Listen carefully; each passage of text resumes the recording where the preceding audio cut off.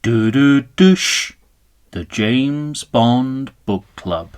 Today on the James Bond Book Club, Octopussy. Today's signature cocktail, the horse's neck. Pause now for a recipe. The name's Book Club, the James Bond Book Club.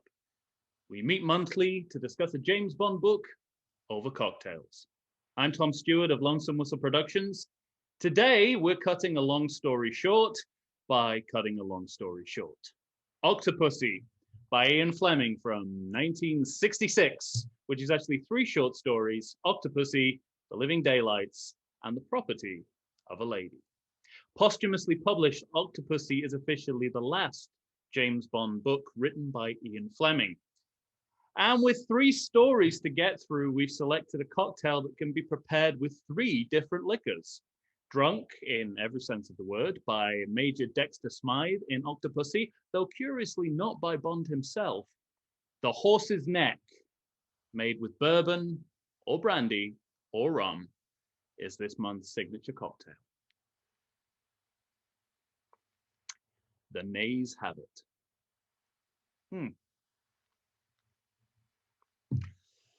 Well, today's prospective member is something of an authority on literary series. She's the award-winning author of the young adult book series Queen Geeks Social Club, which includes the novels Queen Geeks in Love and Prom Queen Geeks.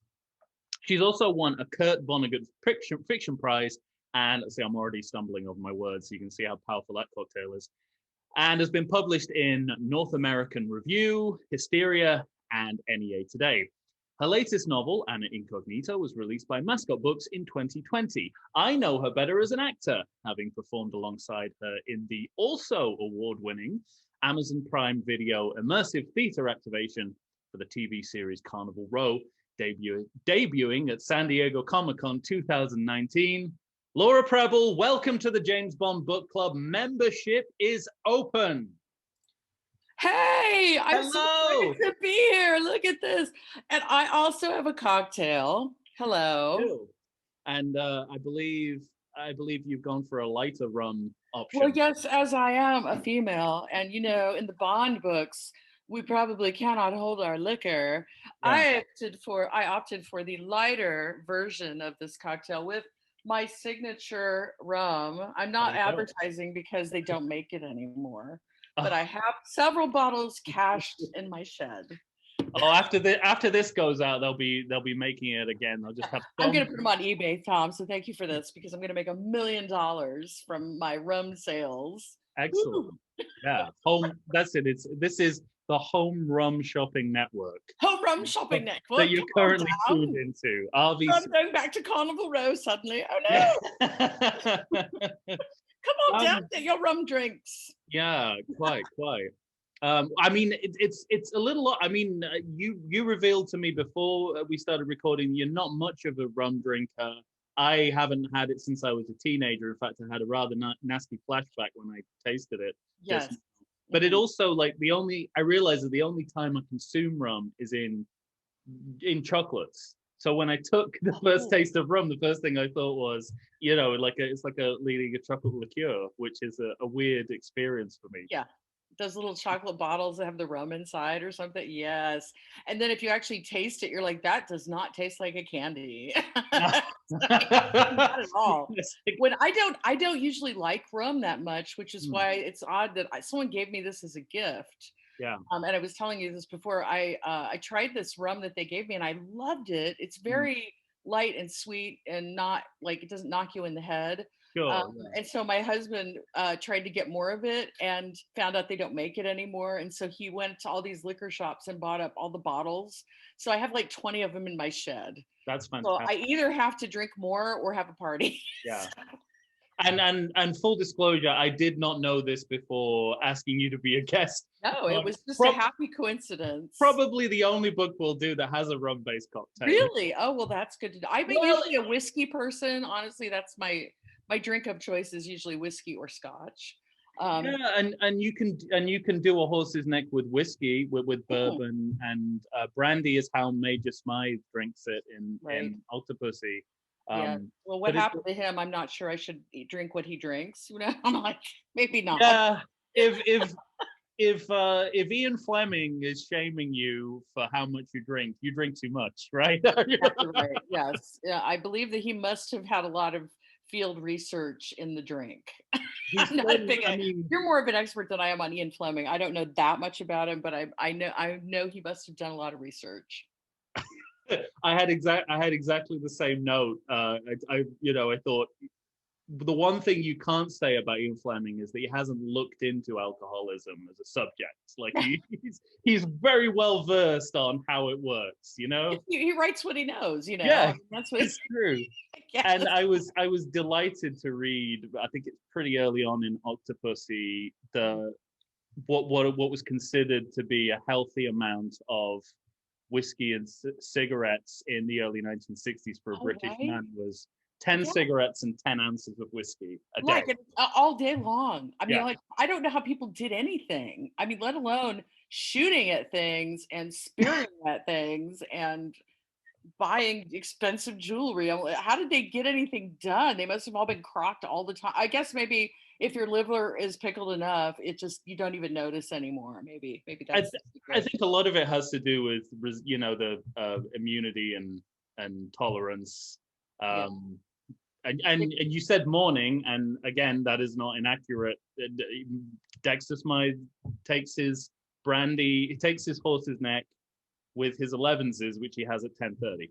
Yeah, well, he has them early. I saw that. Yeah, and 11s is I assume is that tea time or is that just second breakfast like the hobbits do or what is? Yeah. Oh God, it is second. I never even thought about that before. That's exactly what 11s is. That's what it is, right? I thought because we obviously don't. We just eat all day long here in America, so I don't know. We don't have formal times of eating. We just graze like cattle all day long. So I Well, wondered what that. I'd heard that term, but I kind of thought, oh, it's like second breakfast. And yeah. No, it's not something. I mean, it's not something that you see outside of British literature anymore. yeah, You don't, unless you have really fancy relatives, you won't not. sort of.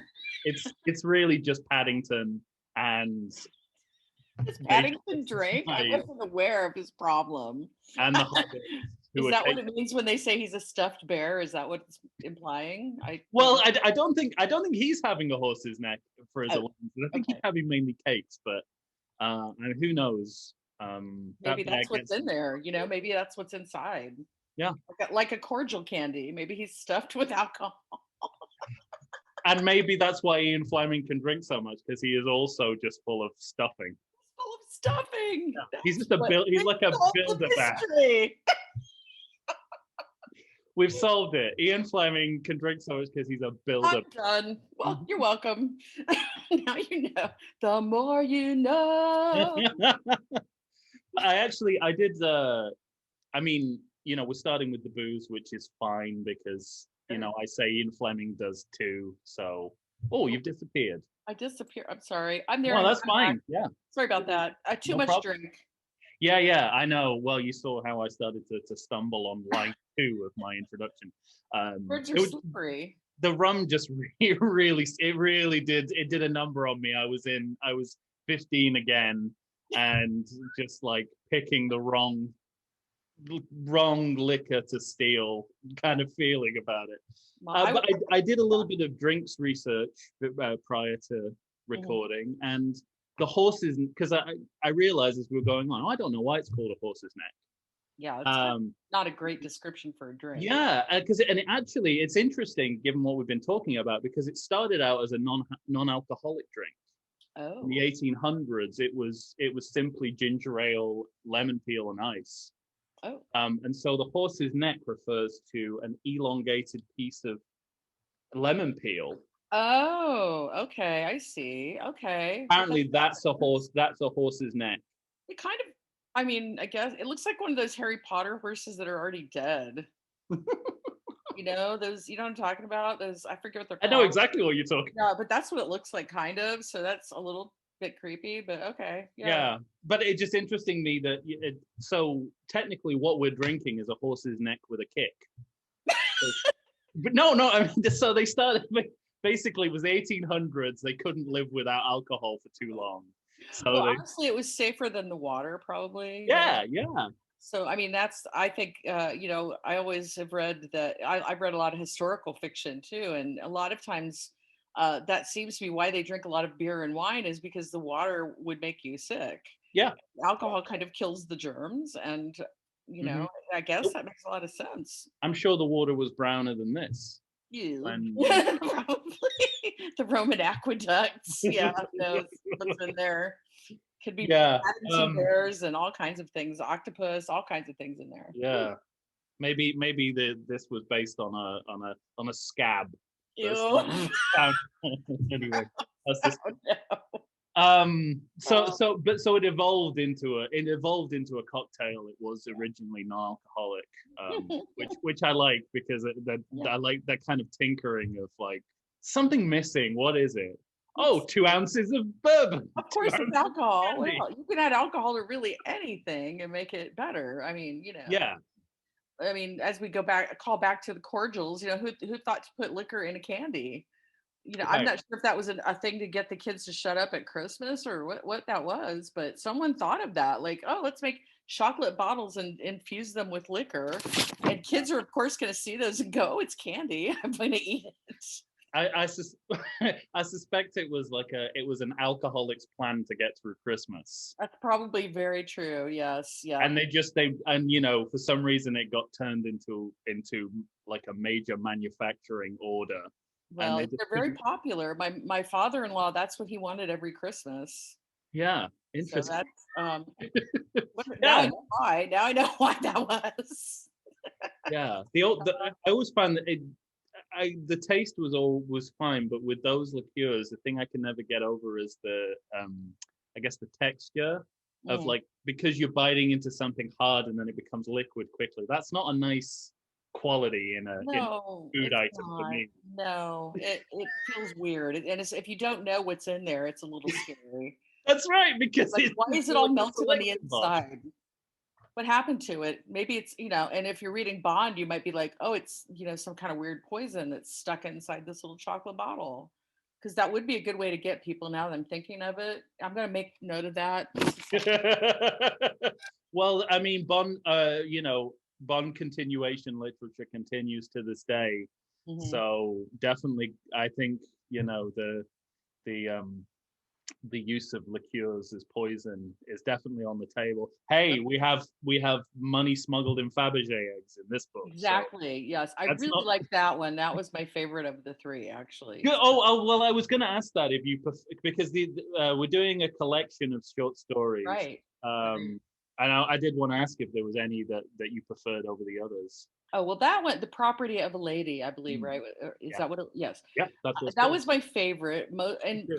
for various reasons. But Mm. I don't know. I'll let you if you want to talk about that now or later. I don't know how. What do you?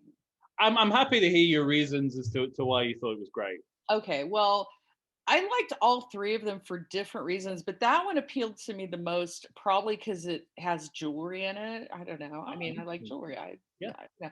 And it was also because I found the descriptions of women in it really fascinating. Because in the other two stories, there really were not very many, if at all, any women in them of note. If anything, they were in passing and they weren't yeah, really part of the story. But in Property of a Lady, she was a very central character, and that's so right. I thought that was really interesting, just because then it gave you the opportunity to see how Fleming describes the woman who's the main character, Right. not the main character, but the a pivotal character in the story. So, uh, Yeah, I mean, it's I I kind of I it was also my favorite of the three. mm, The only point, well, one of the only points in the book in the story where I thought they maybe missed the boat a little bit was you were reading about a KGB spy, a KGB double agent, yeah, but that's not really what the story's about. At right. that point, I thought, Plus, you is never that a meet better you, story? Should that be the main point? But right, and then it you never really drives meet so well. her really. Like I mean, there's like one little scene where he barely talks to her, and she kind of looks up and looks away. It's like not even you don't get anything from her at all, really. So you're just hearing about her from someone else, which really is on brand because all of the women in this, I mean, I'm not a big reader of Ian Fleming's works. I haven't read a lot of his books, but I know that, you know, the women tend to be cogs in the big Bond wheel. They're not like of themselves particularly people, you know, and I feel like, and this woman in the story, what bothered me the most was that she's this awesome spy lady but they've all figured out that she's really a double agent, and they're working along with her I know. to support her double agency. You know, and there's like, it's cool. She's worked here like 10 years, and we know she's a spy, and it's cool. We're just gonna feed her, you know, disinformation. But then she's very smart though, because she's obviously infiltrated this place, and she's got this amazing inheritance of this crazy huge emerald thing, you know, that's worth God knows how much money. Yeah. But then they describe her as being mousy and pimply and unwashed and flat chested, and you know, there's one I wrote down that I really liked. Let's see, it says, I have my notes, one moment. Flattish bosom, pimply face, unwashed. Oh, and she had done it because it was like the revenge of the ugly ducklings. Yep. Like, the only reason women would get into like stuff like spying and espionage is because they're ugly, and they're trying to get back at the world for punishing them for being ugly. It's just Ian Fleming can never let a good female character breathe before he starts attacking her appearance. Yeah. I mean, it's just like, wow. Yeah, it's crazy, and it's not the only point in even these stories where that happens. Well, no, it's not. And there's another part in that story where he talks about Miss Moneypenny and her, I think he said her golden neck or something, and it was just about like her neck. And there was another thing about another woman who was like a secretary, and it was, you know, it's always kind of, they're reduced to parts. They're not really, you know, people of themselves. They're just sort of like pieces and parts. And he was upset that the secretary had given him a hanger to hang up his coat, like it was his mommy. Yeah. Scolding his bad manners. And I was like, well, geez, maybe she's just trying to help you keep your coat nice. Yeah, I mean, part of it is, and I think I said this on our very first episode, for Ian Fleming, if a woman's worth describing, she's worth describing from head to toe in ridiculous detail. Yes. But you're absolutely right. There's the dehumanizing element of it. Of often, you know, women are seen through one physical characteristic or one limb. Limb, or you know, it's like. It's been a constant and will continue to be a kind of constant challenge of that. We've started fairly gently because you know, in Casino Royale and Spy Who Loved Me, there's some interesting stuff done with female perspective. Okay. But you're absolutely. But I mean, for the Spy Who Loved Me is narrated from the point of view of a woman. Casino Royale is partly narrated from the point of view of a woman, but at the same time, it always boils down to the same sexist, derogatory abuse. Yeah, I was just curious because I don't know that much. I mean, I hope I'm not kicking myself out of the club by admitting this, but was he? How did he? Do you know in real life how he felt about women, or how he approached women, or? Like, did he have relationships with women or not? I don't even know that much. Yeah. I mean, he was very he's very sexually active. Had a lot of short and long term relationships in his life. With women. I mean, women. Yeah. Okay. All right. That's real interesting. I was reading it and thinking. I think there was probably an element too of in publishing. You know, at that time, I think there was a lot more, well, obviously a lot more tolerance of that sort of thing, just because the time was different, you know, and in all aspects of life, you know, women were not seen as equals or as, you know, functional members of things like they are now. And also his books are very much, you know, fantasy for guys, probably, I mean, I think it's, you know, who want to be soldiers, and they want to be the man's man, and they want to be, so I feel like there's probably an element of it that's exaggerated on purpose for that effect. I don't know. Do you think so? Yeah, I do. I mean, and you asked about Fleming as a person, and when you read about Fleming's life, you sort of you come away not knowing whether he is a real life James Bond or a total fantasist, You because don't know, huh? accounts differ of so there's a possibility that he really is this this fantasy soldier type, that he's done all that in his real life. There's also the possibility that he's completely making it up, and that Bond is an attempt to come to terms with the fact that he's not that. Yeah, yeah. Like, I don't know. And if he was a really, really good spy, you might not know. Like, well, I mean, that's the card he always plays. yeah, It's sort of like, I'd well, have to kill I you if can't I talk really told you. it's sort of like, I can't tell you about the specifics of what I did in the war, and then you sort of pick up Casino Royale and say, well, on page 1 you've broken the Official Secrets Act by telling us all this, so Exactly. you clearly can if you want to. You're some things are a little off. Yeah. So I mean, there are people who think that he was a high level spy, and others who think he sat at a desk throughout World War II and concocted these scenarios of how to beat the Germans that no one ever took up. Yeah. That eventually turned into his fictional writing, and both make total sense. They do.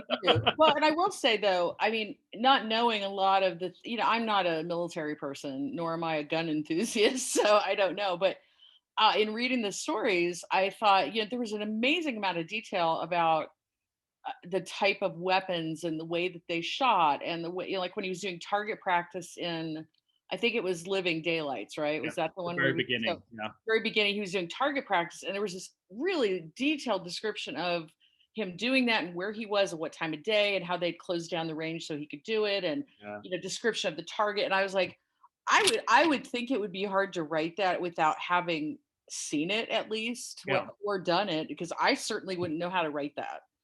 But then I don't know if anyone else would. So maybe no, it sounds convincing because most of us don't know. I don't know. Yeah, I mean, again, and that because he often writes from from the inside perspective, whether it's about the secret services or marine biology or auction houses. Right. He basically comes in with the approach is, I know everything there is to know about. I'm the expert on all of these things, and I don't know if he is or not, because. Well, yeah, I mean, I guess the only qualification I'd say to that is he was also a journalist. Okay. And so it's someone who has the capacity to research. Right. So it's kind of difficult to know, but he does kind of, a lot of the time it's like, what was that show? I mean, there's Inside Baseball is the famous one, but also but the masked magician, it's that sense of like, I'm going to tell you the secrets of the trade. Right. Take you backstage to how it really works. Yeah, and he's certainly doing that with the Secret Service, and it feels, when he gets hold of a subject, he's a real bore about it. Yeah, I mean, there was some. I was like, I don't really need to know that much about it, but okay, I'll go with you. Sure, I'll go out and read about it with you. That's fine. At one point in Octopussy, I remember writing a note that said, Ian Fleming's such a fish bore. Like it's and then at one point he says, I'm going to cut this short. You're like, the long version of you. How did you edit this? Because there's like 5 pages of you talking about the marine floor. How does it, know? That was so weird too, an Octopussy, because I remember seeing the movie Octopussy, right, when it came out. But it was a long time ago, honestly. But I kept thinking, I don't remember the octopus being that important in the story. Was that a movie that was like a National Geographic special mushed up with like someone getting caught in crime? Like, wow, man, there was like so much description of that octopus, and I was like, are they going to get it on or something? I was like, is there going to be like a weird bestiality element to this story that I'm not expecting? But no, there wasn't. For those of you going to read it, no, there isn't. It's fine. Yeah. It's to work, so don't worry.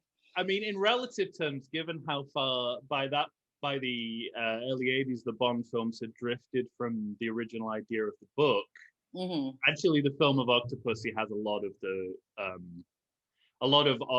story of Octopussy and Property of a Lady in it, but that's relative to the fact that we've drifted from Ian Fleming's vision a lot by this point. But we'll talk a little bit about adaptations later, but it struck me in reading these three stories that they're perhaps the three pieces of writing that have most influenced Bond films over the last 20, 30 years. Okay. Why do you think that?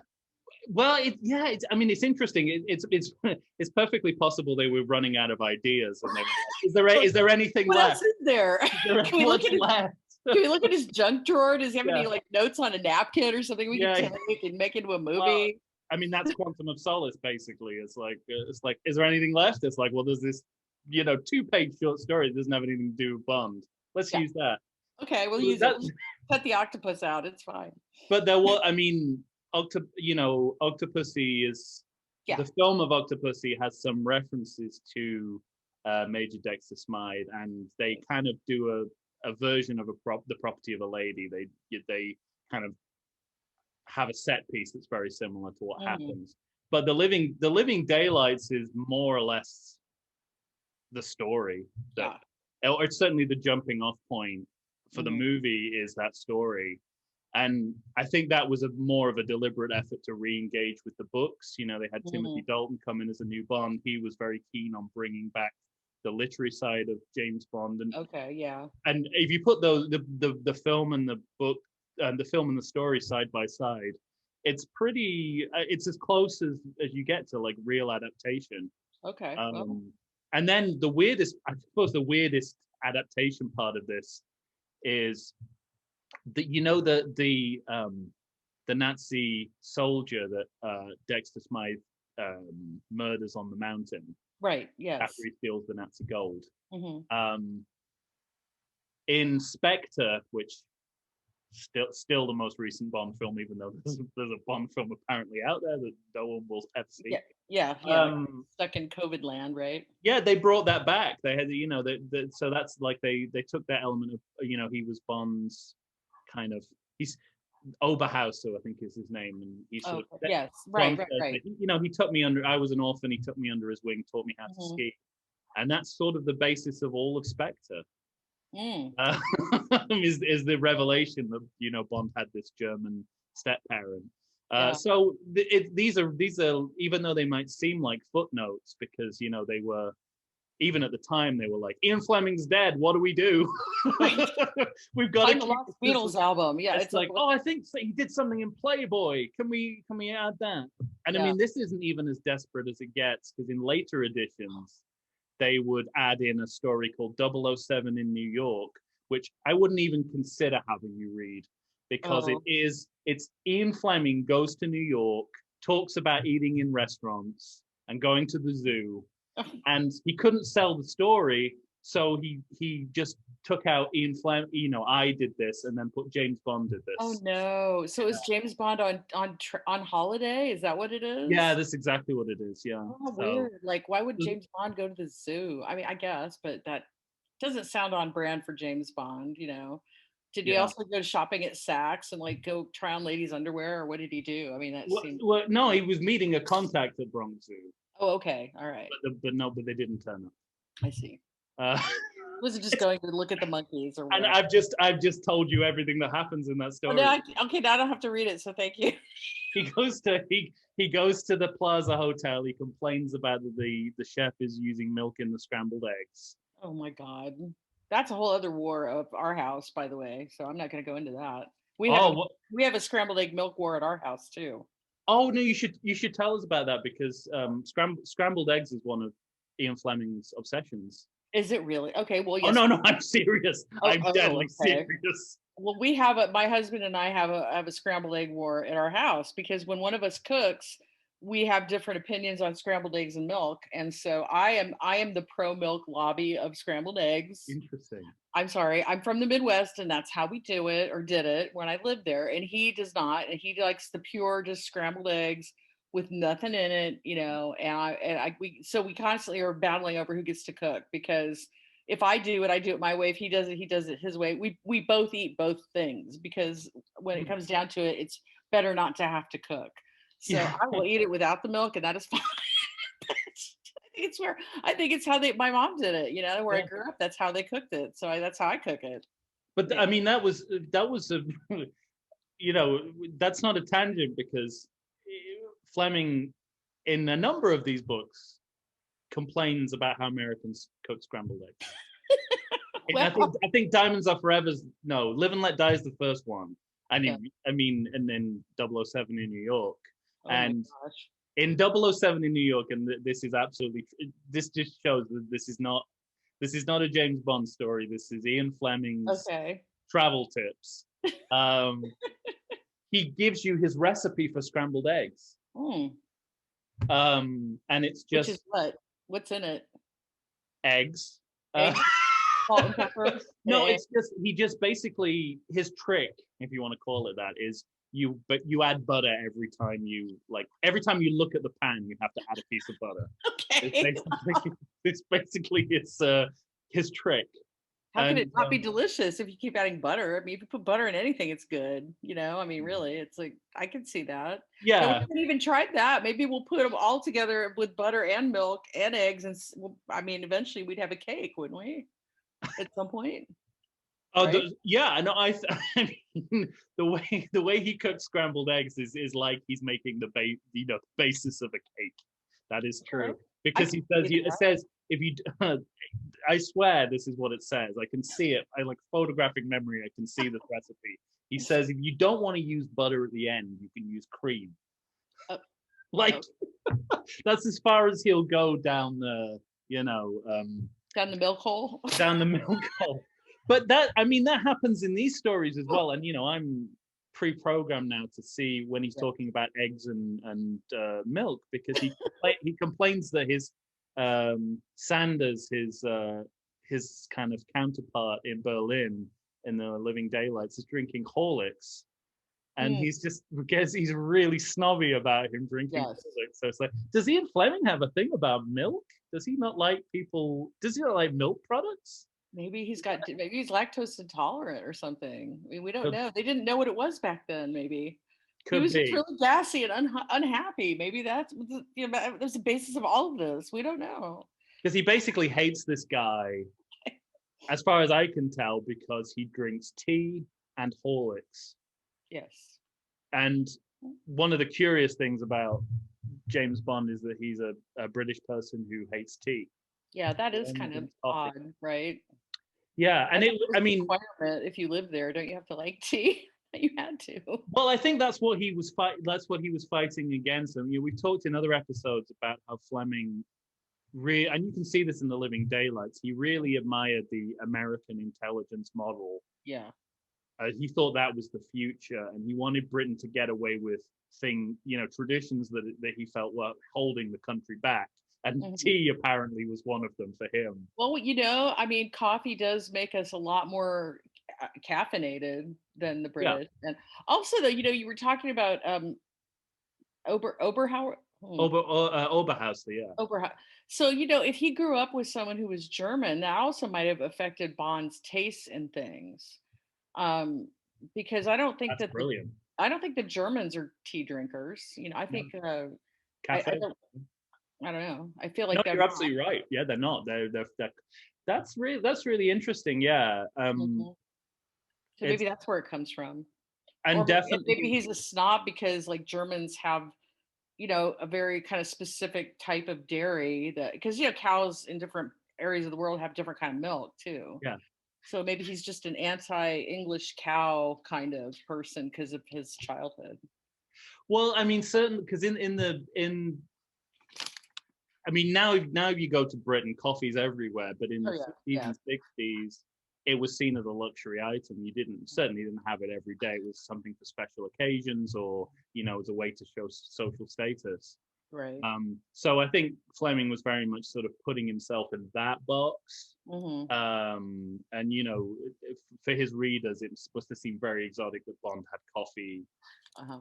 and Yeah. specifically didn't drink tea.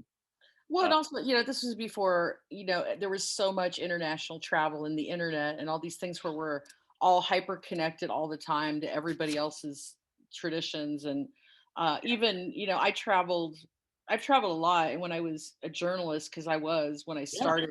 when I moved to California, I was 23 and I Mhm. got a job here as a journalist. And that's why I moved from Ohio. And so, one of the things they had me do was do some travel stories. That was like a little perk of the job. Like you'd occasionally get a travel story to do. So I got to go to Japan, and this was probably 1987. So it was before internet, and I went to Japan, and I just remember being in some part, like not Tokyo, but other parts of Japan. One place I was in was a park where they'd taken all these traditional buildings from Japan and put them in one place, so you could kind of go around and see all the different kinds of architecture from the history of Japan. And I was sitting there writing in my little notebook, like a good journalist, and I kind of felt like that feeling you get when someone's watching you, Mhm. that little spidey sense. And I looked up, and there were probably 20 Japanese schoolgirls in a little ring taking my picture Yeah. like I was an animal at the circus. It was so weird. I was like, "What's up?" And then so I feel like at that time, and especially of course in the 50s and 60s, people did not go to other cultures and really see them like we do now. And so it was very, Actually, British people. yeah, well, I'm sure, I don't know, but I mean Because everyone probably. you couldn't take more than like, I don't know what would be the equivalent of like $50 say now out of the country. Oh really, you couldn't take money out of the. Until like the 70s you couldn't take. Wow. So that was like, Wow. it wasn't just about, part of it was, Britain is quite an insular Yeah. culture, especially back then. It wasn't kind of looking out, it sort of sees itself as a little island, not like now, of course. Right. um So Not different. like anything's happened in the last 4 years that's made Britain more of an island than it was before. No, nothing. um I feel like we are too, kind of. We're just a very big island, you know.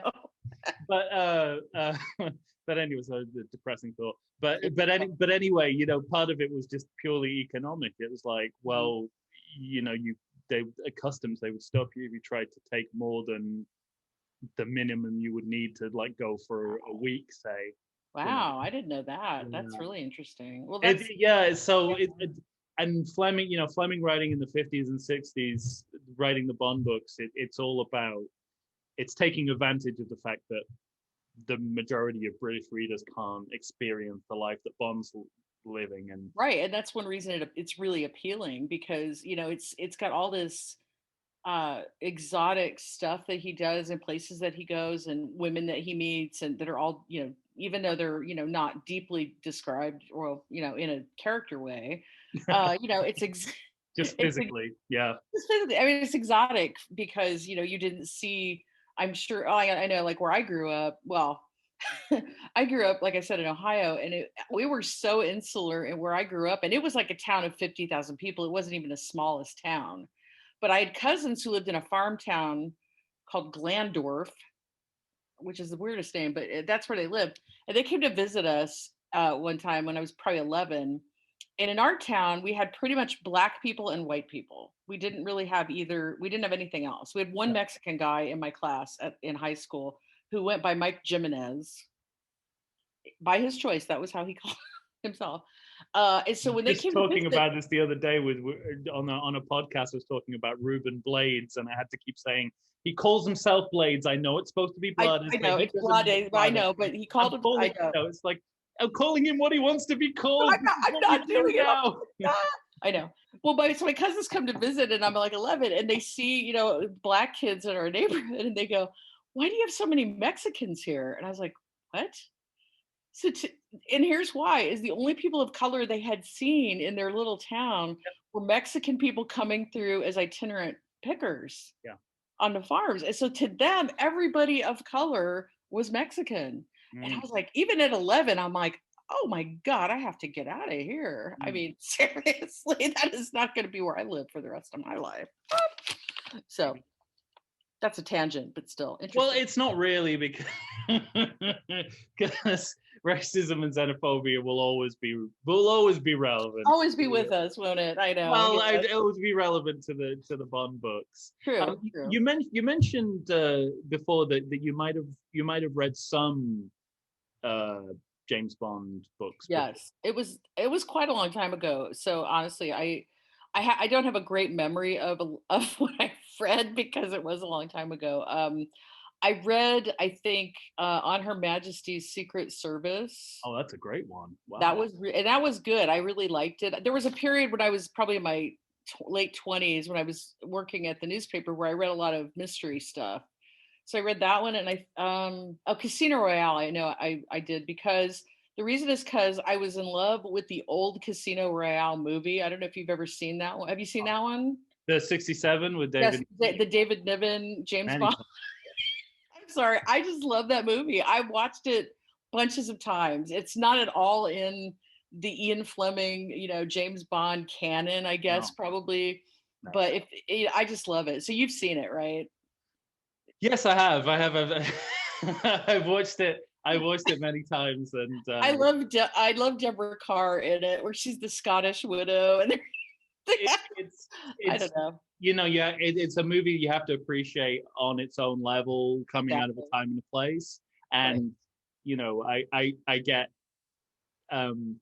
I'm not happy when people try to exclude it as a Bond film, Yeah. because I think there was so much great from, I think, You Only Live Twice to Diamonds Are Forever was this really crazy period in Bond films where literally anything was possible. And I Right. like that, even though you say what you want about the quality, which is pretty bad for It is bad, most but of it's so it. bad it's good. It comes back Yeah, every yeah, time. no, right. I think we have to appreciate that it was an experimental phase, and Well, that's why I loved it. And they had so many actors in it that were amazing. Like Peter Sellers was in it, who yeah. I love Peter Sellers, even though I know in real life he was kind of a jerk, but I love his movies. And Well, on that subject, Woody Allen. yes, Woody Allen was in it. Elkie Summer was Jerks who in are it. quite good on. What was her? I think her name is Anna Hirsch. Is that her name? Oh my God, I can't remember. The woman who was also in Chitty Chitty Bang Bang, and she was the queen. Do you remember Hmm. who that? I don't. I No, remember I don't. Anna Sadly. something. You'd know if you saw her face. You go, "Oh, that lady." I remember. But yeah, that's how much I've seen it because I, I know it backwards and forwards because I've seen it so many times. Because And it's just so weird, and I love it. yeah, it is. It's a very strange movie. And Ursula Andress, the first Yes. Oh, it was Ursula Andress. girl, It wasn't Elkie Summer. Sorry. Yes. the first Bond girl who at one point becomes 007. So it's actually, I mean, it's an interesting. There's lots of interesting things in it. Oh, Basically, so many and so certainly many not like to be sniffed at.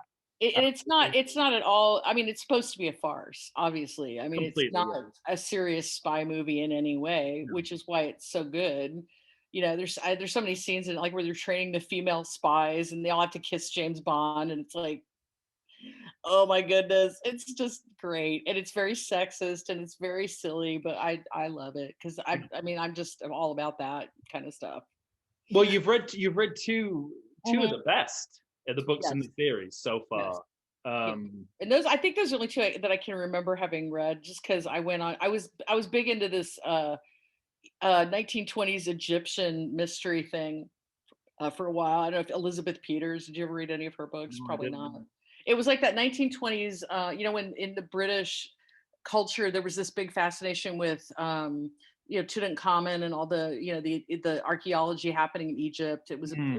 big crossover thing, and there were a lot of people interested in it. So I kind of switched from that. I went to that and read all of those books and was super fascinated with that. So then I moved on to other stuff, but that was kind of my period of mysteries. Yeah, interesting. I mean, I had a similar. I just had a glut of time when I just read the Bond books. Mhm. I read all of them in the space of about 18 months. Yeah, yeah, So I think that's the way to do it.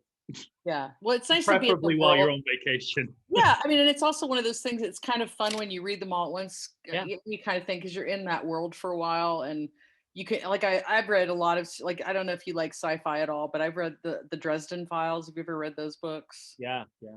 Yeah, I like those. I mean, they're silly and light and all that, but I really like them, and I liked reading them all when they after they'd all come out because I could stay in that world. And I think that's such a huge thing with these books yeah, is that feeling of of seriality, which is not something you get in the movies, because the movies don't have any kind of continuing. No, they don't have trend. consistency. They're so different from each other, and I think I've seen a lot of the movies because my dad loved them. Mm. And so he constantly dragged. I had three sisters, sorry, there were four of us, my mom, and he would always take us to the drive-in to see the James Bond movies. So we were all kind of like, it was like, yeah, fast cars and ladies and drinking. And he didn't do any of that, but he loved the movies, which and my husband does too. Yeah, no, absolutely. On Twitter recently, someone tweeted saying, does anyone else have a trouble remembering what the first Bond film they saw was? Because it's like this person was saying, like, I just remember there being Bond films. I don't remember, like, oh, this is the first one I saw. And I immediately tweeted back saying, yes, I could not. They are like one continuous movie playing in a loop in my head. Oh, right.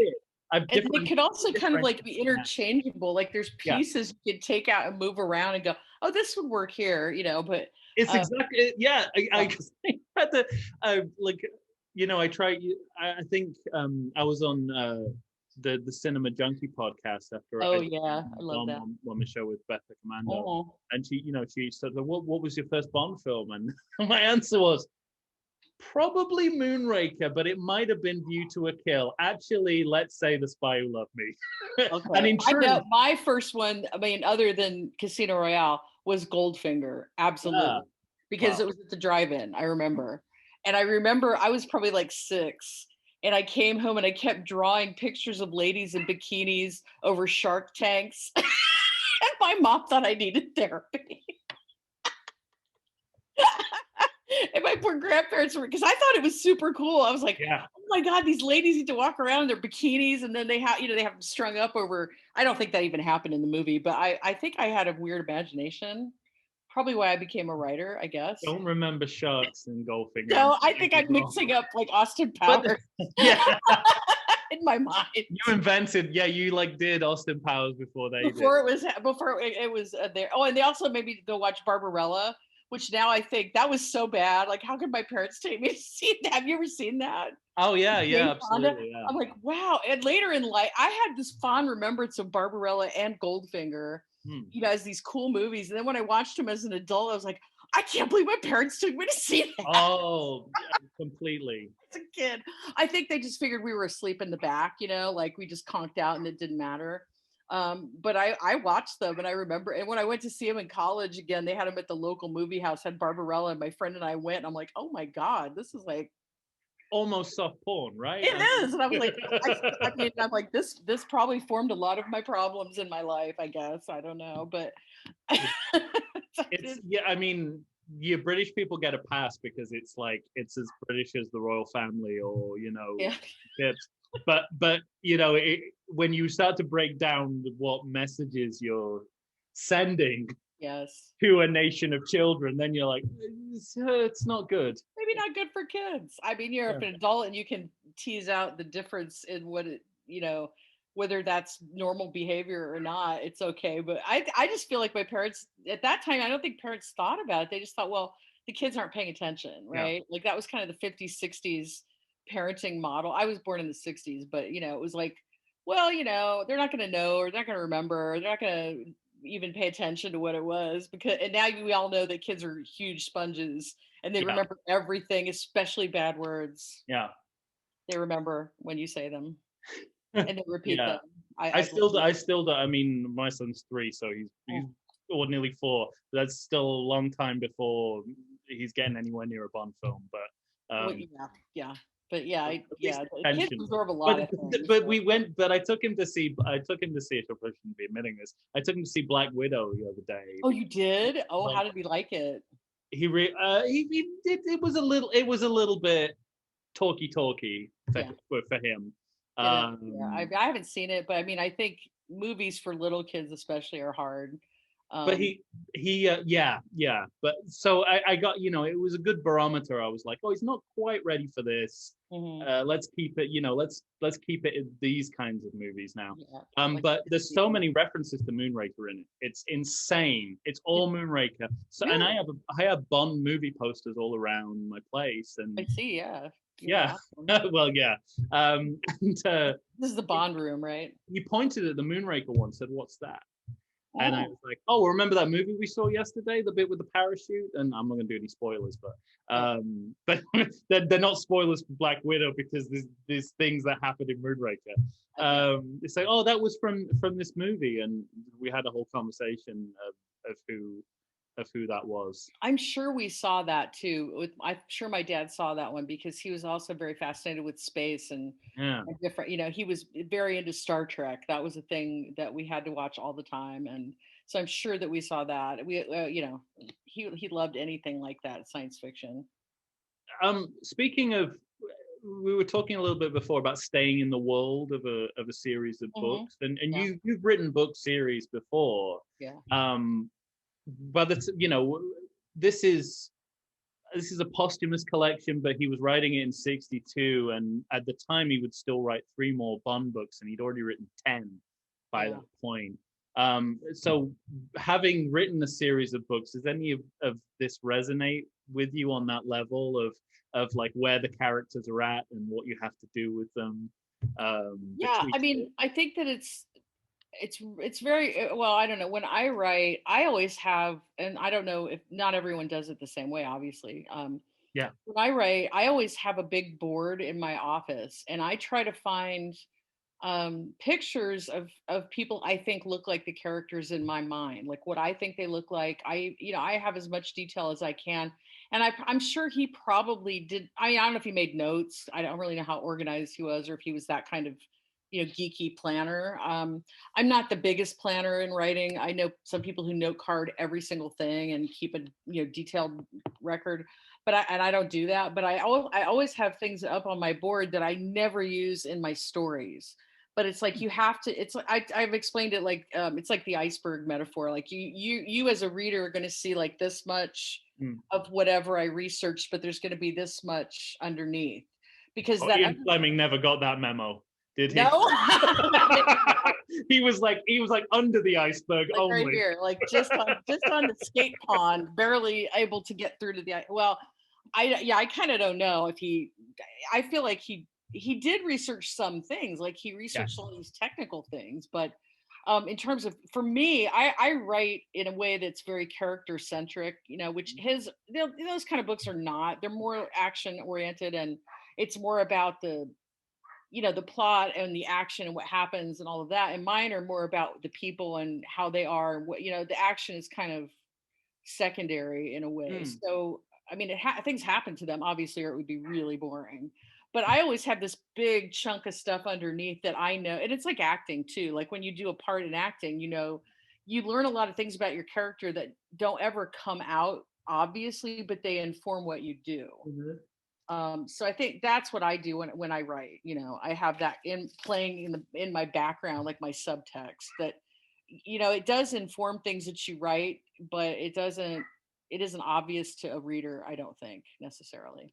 It's interesting. I mean, I mean, from what I know, he wrote very fast. He did. Yeah, he was a he would crank out the words. That makes sense. Um, Yeah, in the summer, he would just go to the Golden Eye Ranch, and it would be bam, bam, bam, bam, bam, yeah, yeah. thousands of words a day. But in terms of uh, what you said about people that look like the characters, Hmm. I suppose his equivalent would be names, like Yeah, real. He used a lot of real life names. yeah, Uh, yeah. Blofeld, based on a cricket commentator. Right. Um, Goldfinger is a British brutalist architect Oh, who really? he named a villain after because he despised his architecture so much.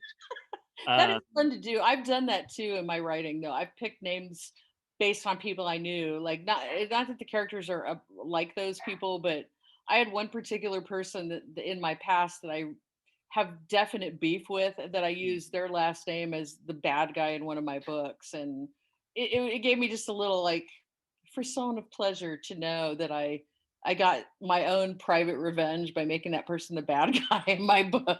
So 100%, yeah. And the perks of writing. You get to make the world you want. So James Bond, the real James Bond was an author. He wrote birdwatching books. Did he really? And Ian Fleming picked the name because he said he wanted a flat name. James Bond. Yeah. It is flat, but He it's wanted a very name that strong. didn't have anything behind it. Mm-hmm. But he got it from a birdwatching book. Although there was a story, I haven't read the story, so I only saw the headline. But there was a James Bond in the British Secret Service during the war, during World War II. Was he a commander? Commander James Well, Bond? I saw I saw a picture of him. Well, the commander bit is Ian Fleming. He was a commander in the Navy. I saw a picture of him. I thought it was probably a coincidence, which is terribly superficial. But I was like, I'll read the article some other time. It's probably just a coincidence. He doesn't. It's probably not that guy. Doesn't look like Sean Connery. It's fine. I know, like that's how I measure it. Like, and Sean Connery is my Bond. I don't know if you have talked about that with but I feel like everybody has their own Bond, like it's their Bond, and Sean Connery is my Bond for sure. It's what's. I mean, in regards to the books, what's really interesting about that is, so Fleming hated the casting of Sean Connery as Bond initially. He hated it? Yeah. He thought he was too working class, too too Welsh. And then after he was a huge success, because the films started to get made as the later books were being written. Yeah. So I'm sure the dough was rolling in, though. He kind of went, well, maybe that's not so bad, right? I mean, yeah, he made some character adjustments. So suddenly the character was half Scottish.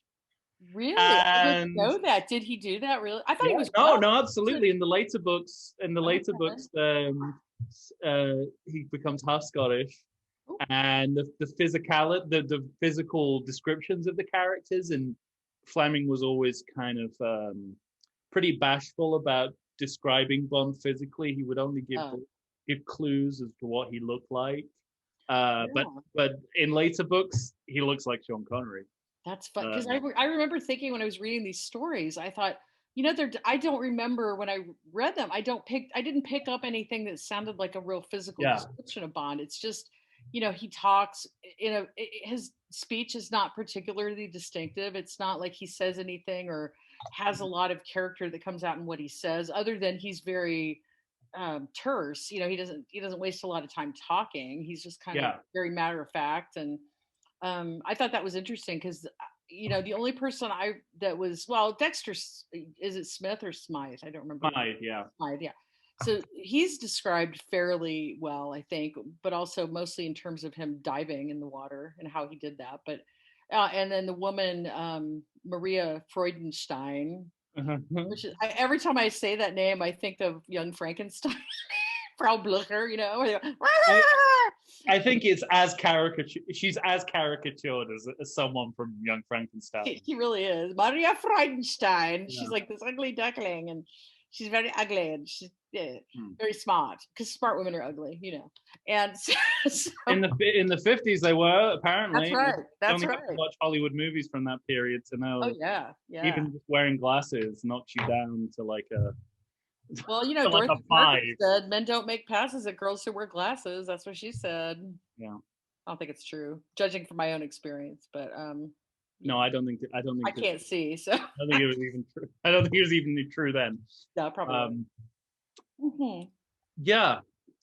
So, well, just a little bit of business, and then we'll push on. All right. So following approval by the James Bond Club Membership Committee, or JBMC, unwieldy acronyms like Ian Fleming did, Laura will receive this membership card by Royal Mail. It's sent via Jamaica, so don't hold your breath. It'll take a while. There might be a few horses' necks in between the card. Not real ones, I hope. Just the drink. Then become the newest member of the James Bond Book Club. After we've had our discussion today, we'll do a 1-minute digestive version of the book for those of you who didn't finish. Come on, it's like 100 and something pages. Right back in. Something that you mentioned when we're describing, let's start with Octopussy. Okay. Book. And I want to start right at the beginning with the opening paragraph of Octopussy, because I can't think of many books that begin with a man talking to an octopus. No, I don't think there's any. Outside of children's literature. Right. Well, there are some like that, yeah. Or really weird porn, maybe. What a cure. I mean, the Ian Fleming James Bond canon is full of curious openings.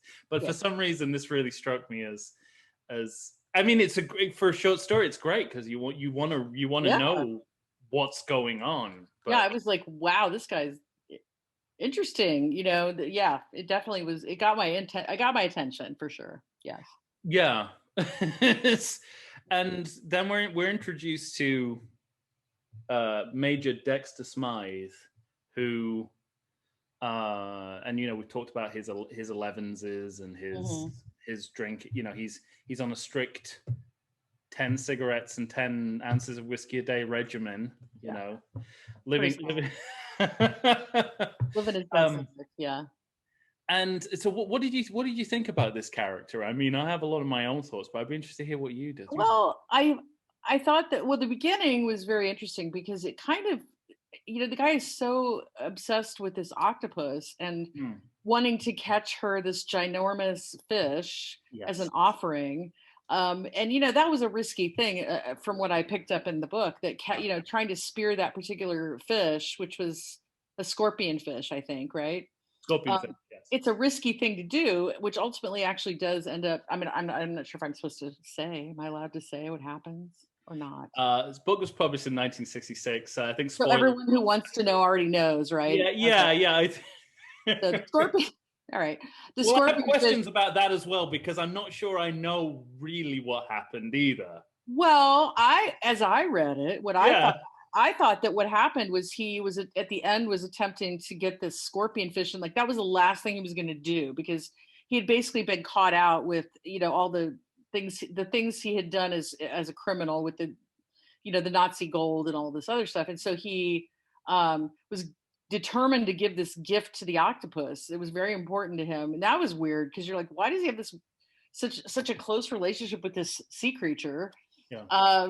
But they are very intelligent. I mean, I've seen them at the Monterey Aquarium, and they are super smart, and you kind of feel bad for them being stuck in there. But I feel like what happened is he got grazed across the abdomen by the scorpion stingers on the fish and died and was poisoned. Yeah. And so, ultimately that wasn't a bad way for him to go, because otherwise he was probably facing prison. And for someone who likes, he was. So that's what baffles me about this story. And I misremembered. I remember that Bond comes in and sort of says, "I'm gonna go now, and it's gonna take me like a day to report this. So you got a day to tie up your loose ends, right?" Yeah, and then and he's expecting him to commit suicide, basically, so he doesn't have to arrest him. So his choice is a prison or suicide. But I didn't remember that he was like, "Oh, I'll commit suicide tomorrow. I'm going to go and make sure Octopussy gets her scorpion fish." Right, and then I wonder, it's an accident. Yeah, it is I think it's an accident. I don't know, because he knew the risk. Right. Yeah. Yeah. I don't know. Yeah. I don't know if he knew that was, like he tried to do that on purpose. I don't think so, because that's a shitty way to die. Oh, sorry. I was supposed to say. No. Go ahead. It's a shitty way to die. I mean, being, because it's the way it read to me was he was basically poisoned, and it's like a slow moving poison that like paralyzes you, and it hurts, and it doesn't, I don't know, maybe it didn't paralyze. It hurt though. He was having a lot of pain with it. And I thought, well, I don't think that's how I would choose to go if I were going to pick, But then I thought, well, if he really was so attached to this octopus and that was his happy place, like diving, being part of the sea and being part of that natural world was important to him, maybe that was a choice. It didn't read like that, but we don't really know. And then he gets eaten. Then he gocts eaten by Octopussy, which is maybe that's what he wanted. I don't know. I mean, it's the ultimate communion with the sea, isn't it? Well, I was trying, thinking of it in the short story tradition of the kind of O. Henry, right? Short story with a twist, and I have a feeling that that's kind of maybe what he was going for. So it's set up that, he's going to commit suicide, but, and, he's going to get a chance to control his own fate. But right. at the very last minute, fate intervenes, deprives him of his noble end, and has, an Octopussy eat his face. Yeah, I don't know if octopus eat people either. I don't think so. I think it doesn't, it's described as if it's eating his face, but I think it's just clinging on, right? Right. It was picking at him with the beak. Maybe it was kissing him. Maybe it was an erotic gesture by the octopus. They just, it's because I remember a different story, I know, but I remember, as I was reading this, I had it in my head that he went into the sea knowing he was going to die, and that was because he knew he had to commit suicide or he'd get taken to prison, which seems like the story you should write. But Ian Fleming's he's kind of muddled everything at the last minute. Right, because you don't really know. Did he do it on purpose or did he not? Was it an accident? Was it fate? I don't think fate.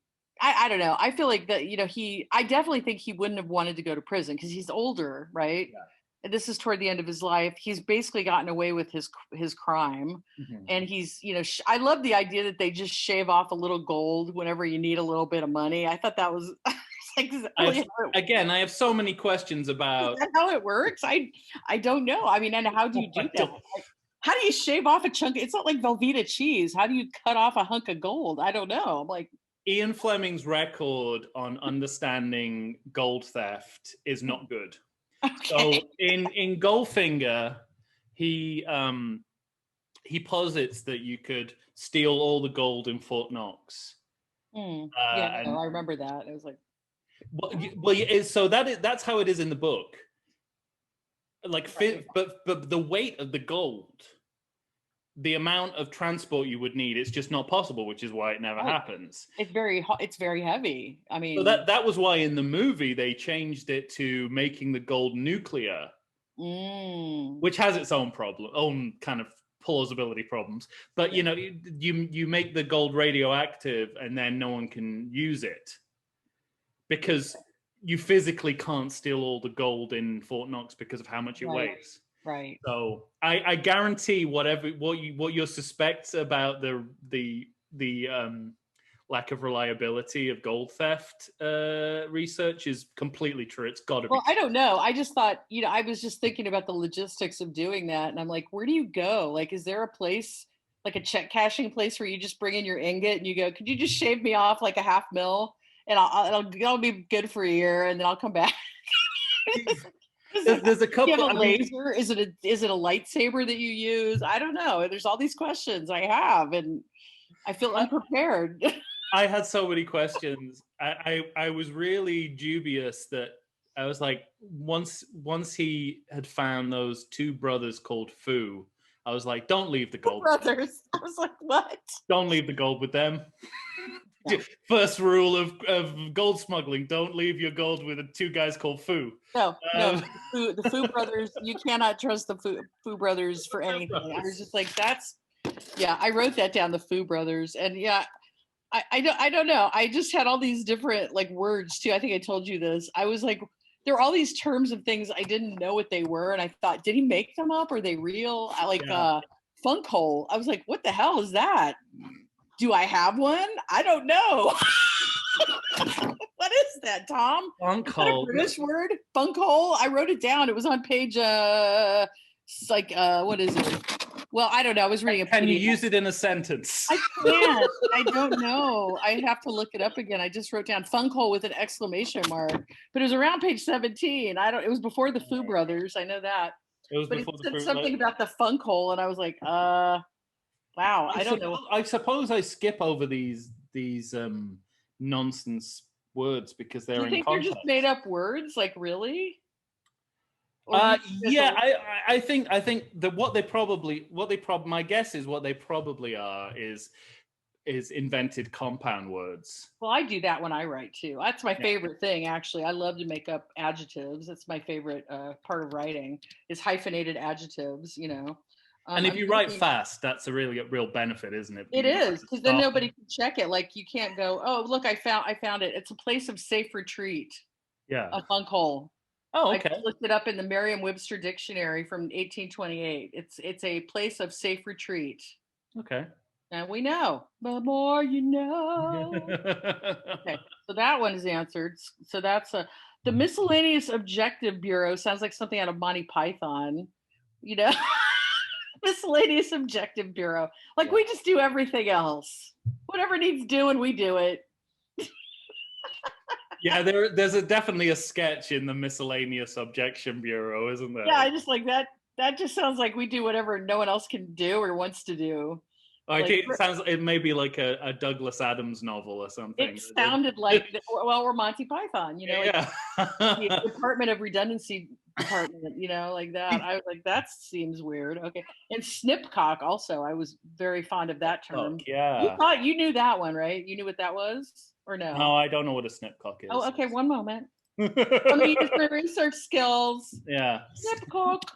I was like, that sounds painful, and I'm not sure that's what you meant, but there's like okay, well, a Jewish man. That kind of makes sense. I was gonna say my first guess would be racism. Yeah, okay. Books. Maybe, but I don't remember it used in terms of describing a person, but maybe. And Kupfernickel, which was something about bullets. Oh. I also don't want to know what that one was. I was like, is that copper and nickel together, maybe? Yes, it is, in fact. An alloy of copper. Look at me. Like I was an English teacher. An alloy of copper that contains nickel, strengthening elements such as iron and manganese. Now we know. It's like, it suggests that perhaps he didn't have time to run this by an editor. Well, they didn't have the internet either, so... No. You got to do the best you can if you don't have the internet, right? Like, well, yeah, you're just typing away. Go, is that a word? Kupfernickel sounds like a reasonable word. Yeah. Yes. Funk hole. Yes, that's where I would go if I needed a retreat. My little funk hole. I'm in a funk and I fell in a hole. He's writing this in Jamaica, so it would just be like him and a parrot. So probably a lot of rum. Parrot agreed he would put it in. I'm thinking lots of rum also because this is Caribbean rum right here. Mm-hmm. It says that on this, so I think that's possibly he just was like on a roll with his. I suppose he had a typewriter, right? Yes, absolutely. I think he had a gold typewriter. Oh, well, that's where they shaved off the bricks, I guess, and made it into a typewriter. Oh, they smuggled it. That's how they did it, Tom. We cracked the mystery. That's how they smuggled it. My biggest feeling about Dexter Smythe is that, I mean, people said that Bond is Ian Fleming or what Ian Fleming wishes he was. I think Dexter Smythe is Ian Fleming. That's what I would agree with you because he seems like that kind of guy. Like, you know, I'm going to make friends with an octopus and I'm going to live my life on the beach and I'm going to get fat and drink and smoke. And when I get caught, I'm just going to kamikaze on a scorpion fish. Yeah. It's really funny because I don't know if I mentioned this when we did the Casino Royale episode, but I remember thinking like there's a number of times where Fleming describes something, and I don't know whether to pity him or whether it's like, oh, that's kind of cute, that these simple things bring you such pleasures, or whether I'm like, oh, come on, get a life. Like, I don't know. I'm right in between. Like that was kind of like with the octopus. I kept thinking it's a little Chauncey Gardner, you know, it's kind of like being there, a little bit like, I'm your friend. You're my best friend, octopus. Chauncey Gardner. I understand. Like, yeah, I just thought that was really weird, you know, that he's like talking to it, I think, in his mind, or really.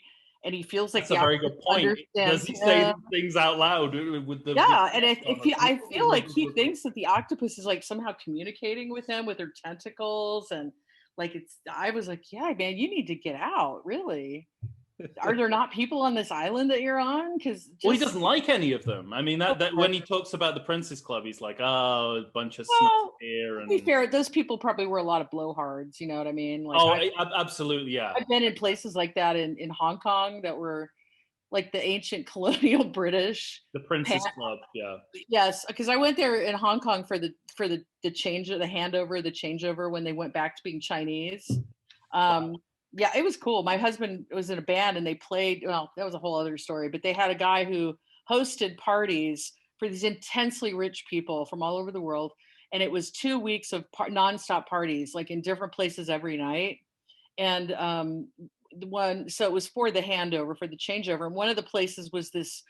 It sounds exactly like the place in the book, where it's this old colonial, that sort of, I think of as India, the pith helmets and the khakis and the kind of exotic looking bar. And it was just exactly like that, with people drunk on the lawn, taking off their shoes and their nice gowns. And I was just like, most of the women, not the men. Men were in like uniforms and I wouldn't be surprised either way. I don't know. I just remember lots of shoes. I didn't go to private school, but I went to college with people who did, and the stories they tell me.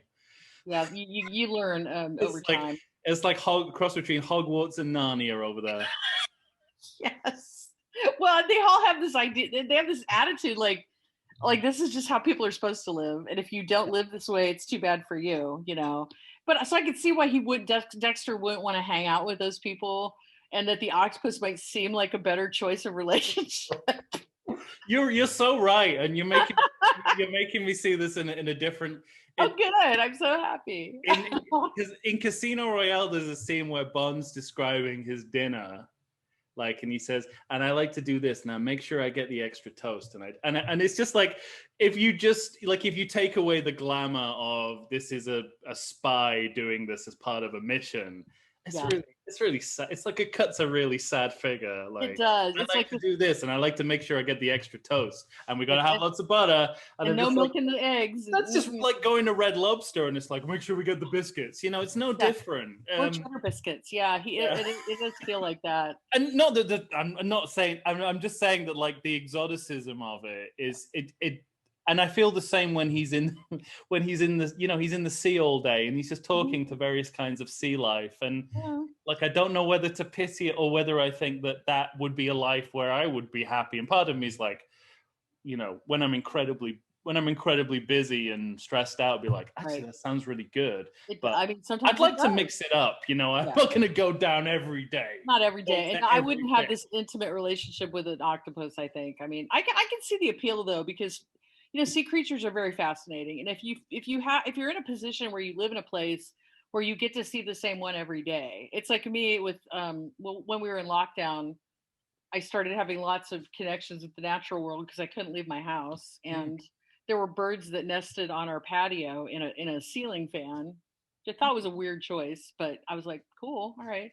So I mean, I didn't get super friendly with them, but I was really invested in watching them and going, are the babies going to hatch today or not? Yeah. And I think maybe that's kind of what this was for him.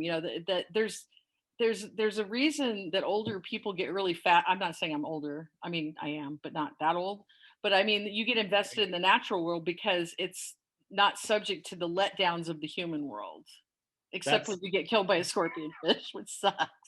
That's so depressingly profound what you just Sorry. No, I love it. It's so true, and I think it's perfect because there is a sense that Smythe is like waiting to be caught.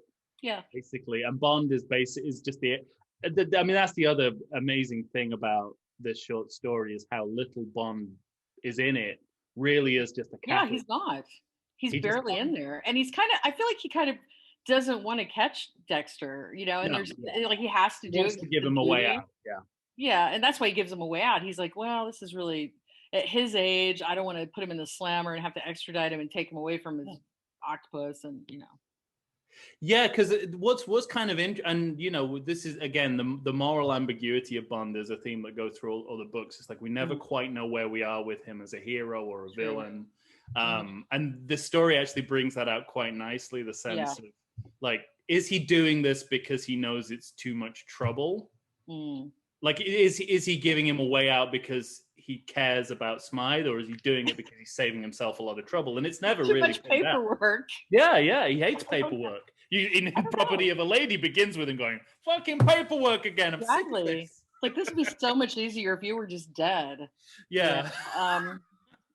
And they leave it, maybe. like it leave because, and that one of the things that interests me about this story is that how much of it is from Smythe's perspective, because usually we get the stories not first person through Bond, but when we hear what Bond's thinking, Right. we usually hear it through Bond's perspective, even though it's omniscient. But and here it's omniscient too. But Smythe is like, Yeah, he's definitely the protagonist of the story, and he's the person that you see things through his eyes, even though it's third person. Yeah. and And Bond this was is kind of incidental to it, really. He was just like the mechanism that made him ultimately die or give him the choice to literally die. like a plot function. It's so Right. Yeah, that's what he was really in that story. Yes. it could really have been anyone. It could have been like an unnamed, someone from the Ministry of Defense. Yeah. Or a phone call, just like, hey, by the way, we know what you did, so we're going to give That's you a day. that's such a post-pandemic way of thinking about Right. it. Like, I'm going to Zoom you and didn't let have you to know come out of here. It could have been a phone call. You could have sent me an email. You didn't even have to get on a plane. Why did you risk your life? I don't understand. And Long way. I mean, that part of the story, which kind of interests me, in some ways, for me, compromises the other part of the story, which is the thriller aspect of it. Yeah. Because I mean, I'm not seeing the stakes here. Like, Smythe knows he's caught. He tells Bond the story, who already knows the story. Right. He already knows it. He's like, yeah, go on. Yeah. I got stuff to do. He lets him tell the story, but he's like, no, I and at the end he goes, yeah, that's pretty much how I figured it happened. Bye. You can see if Bond had a cell phone, he'd be playing like Tetris while the guy's telling the story. Like, yeah.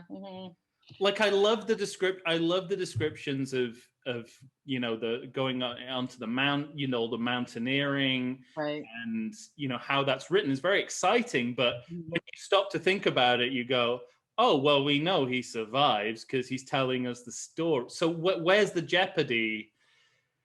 Well, and getting the gold down the mountain, I was kind of like fascinated by that. I'm like, you didn't think about that? Like, it's heavy. How are you going to get that down a mountain if you're, one guy and then and the fact that he, shot this man and just shoved him over a cliff, didn't seem to have any kind of remorse about it at all. Just kind of like, yeah, well, it's what you got to do for gold. So whatever.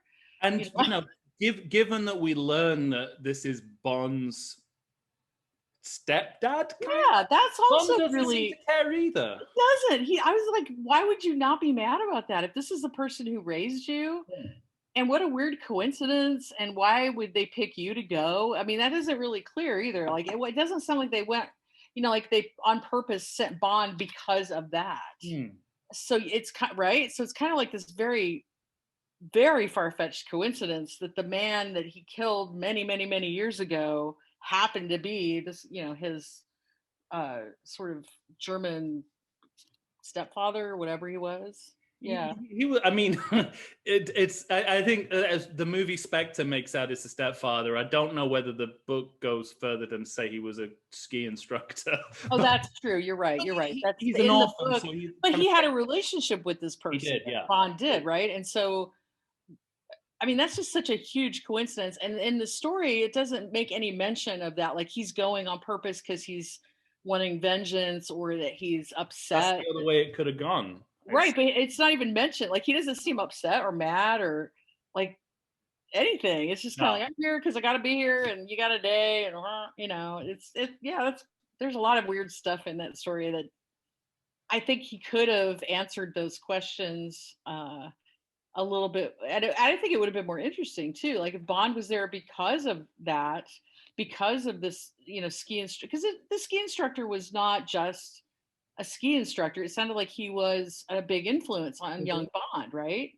Because he describes it that way. Even though he wasn't a stepfather, he was a character influence. So it wasn't just some random guy that he got ski lessons from. Right. So, and if he knows that, then why is he not more invested in doing something like either killing Dexter or, I don't know. It seems weird that he wouldn't want some kind of vengeance if that was an important person to him.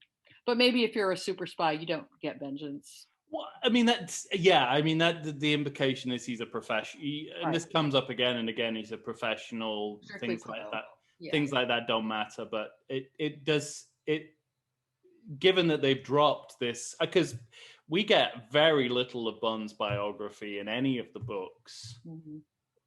This is a big piece of the puzzle. But that's a big just thing. kind of dropped inelegantly. Yeah, just kind of poop. Oh, by the way. Yeah, by the way.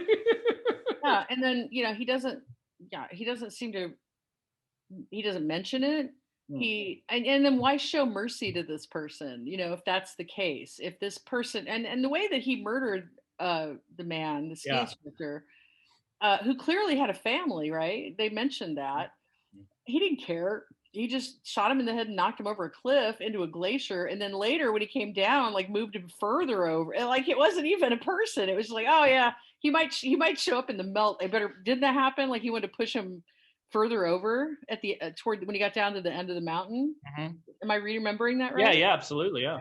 So I would think if I don't know, but I have a conscience. But I think if I killed someone, I wonder whether that's behind. He has such a grotesque death. I wonder whether that's the kind of moral punishment for what he did. That Bond is too much of a professional that he's actually Bond is insufficient as the executioner. Like it needs the person you need someone to actually deliver justice, and all Bond's going to do is say, "Well, here's what we do in this situation. We give you time to commit suicide, and we'll say no more about it."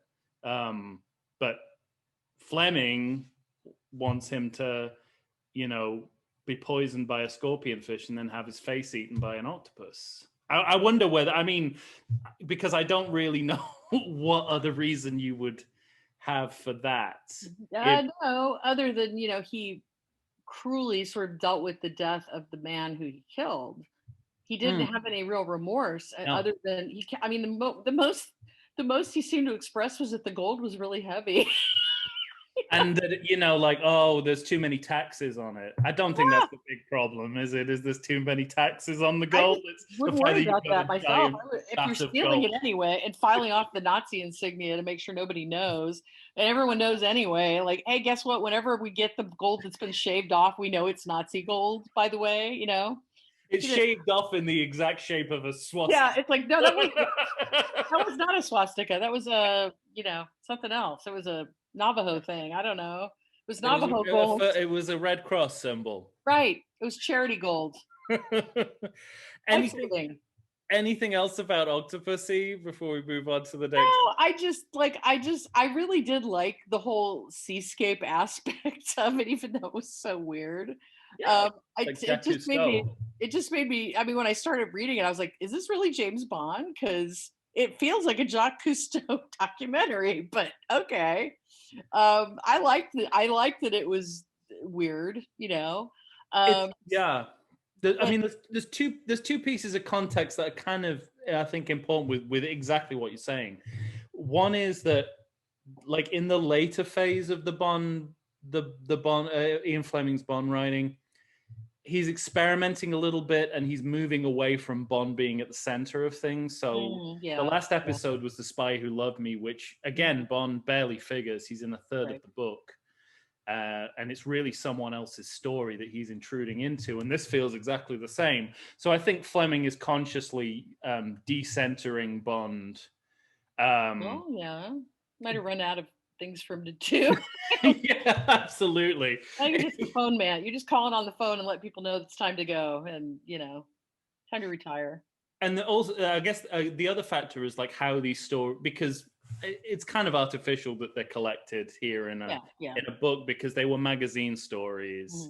And I think very much like 007 in New York started out as a travel piece that he put Bond in so he could sell it. There's a little bit of a sense here that, this is a completely different short story, which is, focused on marine biology and a completely original character that we've not seen before. Right. And we sprinkled in there just so you sprinkle a little bit of Bond magic on it, and then it gets Bond magic. Well, I will say writers do that to make money. That is a thing that they do, because Arthur Conan Doyle did that in some ways with Sherlock Holmes. He was writing, and Dickens also. Yes. Dickens was published in newspapers, and Doyle was published in newspapers, and that's how they made their money. So, there's a business to writing, and this may have very well been a business thing. Like, well, if I'm going to sell it, I got to put the bond in there. That's what people expect. So how do I get that in there? And it's his ski instructor.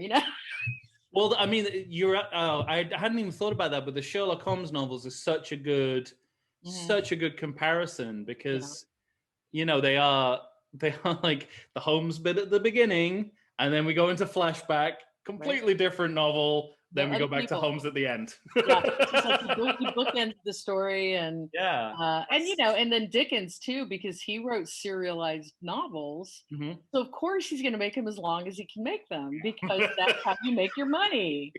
I used to have to teach, Tale of Two Cities when I was an English teacher, and the kids always complained about why was it so long, and I'm like, this guy got paid by the word, so that's why. Not an accident. Not an accident. Nope.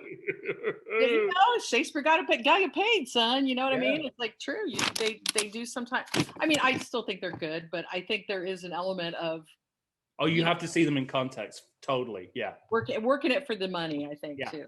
You've got to see that. You've got to see that side of things, or some of it doesn't make sense. It doesn't mean you have to like it any less or exalt it any less, but you have to know that context, I think. There's definitely that's part of it. Yep.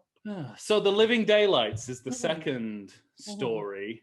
That was my least favorite of the three, honestly. I think I probably agree with you. Yeah. I think weirdly, The Living Daylights is one of my favorite Bond films. And I definitely like the idea of this story, but I don't like how it's executed in the story. I guess they executed better in the movie. Yeah, I agree with you, and it just didn't stick with me. Like I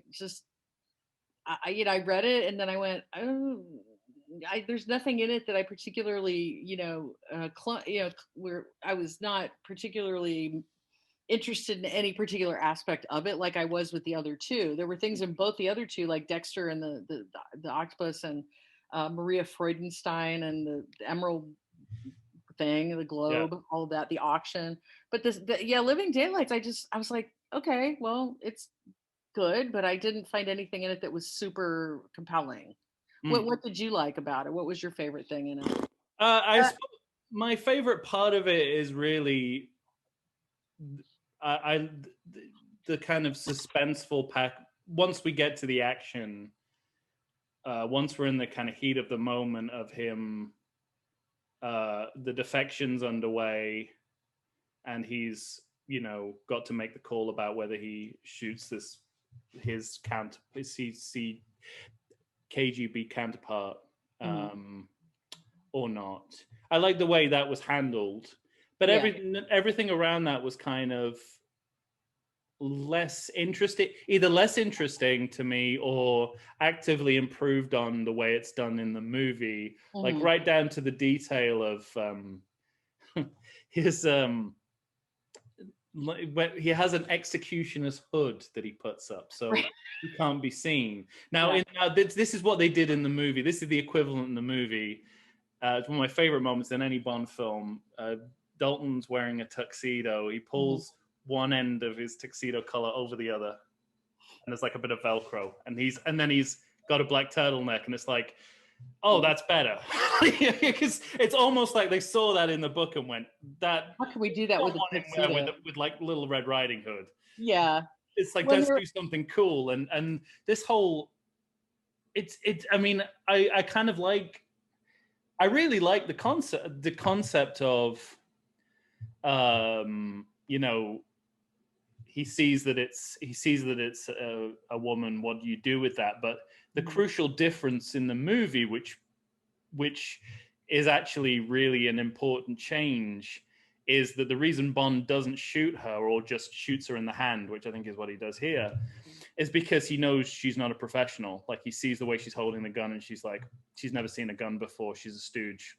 That's why he didn't do it. Used, so really, and his contact's obviously like, oh, you didn't shoot her because she's a woman, and and he says, no, that's not why. But in this, that's why he does it. Is he because she's a woman, and he assumes she can't possibly be really in good at it. So yeah, that seems to be it. And it's a very kind of disappointing. I mean, thematically, we've been here before. Like Bond falls in love with the wrong women from a distance, and his whenever he's actually romantically attached to a woman, it's never reciprocated, and it ends up compromising his professionalism. So this is that, and that's a microcosm of that. So I appreciate that, but the fact that it starts off with him just in doing it in such a patronizing way, where he's like refusing to acknowledge that she's as professional as he is. Right. It's just like she's not worth the bullet. Yeah. In the movie, even in 1987 movie, and there's plenty of sexist filmmaking then, but even in the 1987 movie, they're like they make the distinction. It's not because she's a woman; it's because she's a stooge. She's not a pro. Yeah, she's not. She's there to make the defection look real, and that's a whole other storyline. But in this one, it's a real defection, and she's a real KGB sniper.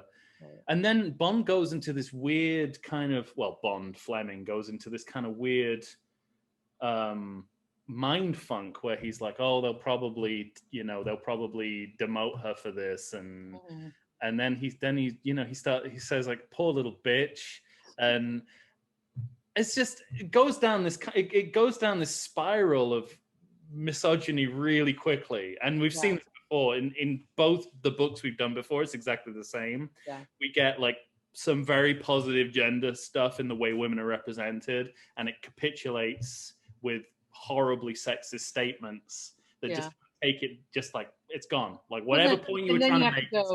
And you have to say, well, is that Bond or is that Fleming, right? Yeah. Is that his talked about it on the world, or is that really how Bond sees things or not? And it's it's really hard to separate it out, because you don't really, I mean, writers are always infusing themselves into their writing, just because it has to be that way. That's just how things work, because you're the conduit for the story, and your stuff always comes out in the stories. So I think that's true.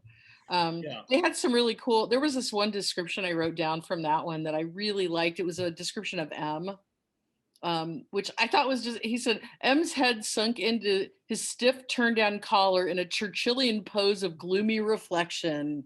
I was just like, I just have this great picture of him going, like he's this big bulldog man sitting in his collar and just like, it had this very kind of desultory feel to the whole, almost like they're working in a boring office, like, it's just another day at the office and just things happen. And and that's the you never get that sense because the movies are like escape, that's like full on escapism. But the books, kind of what usually happens is we see what Bond's everyday working life is like, and then we break away from that. That's usually how the books go. Whereas the movies are like, with their cold opens, he's already in the field on an exotic mission.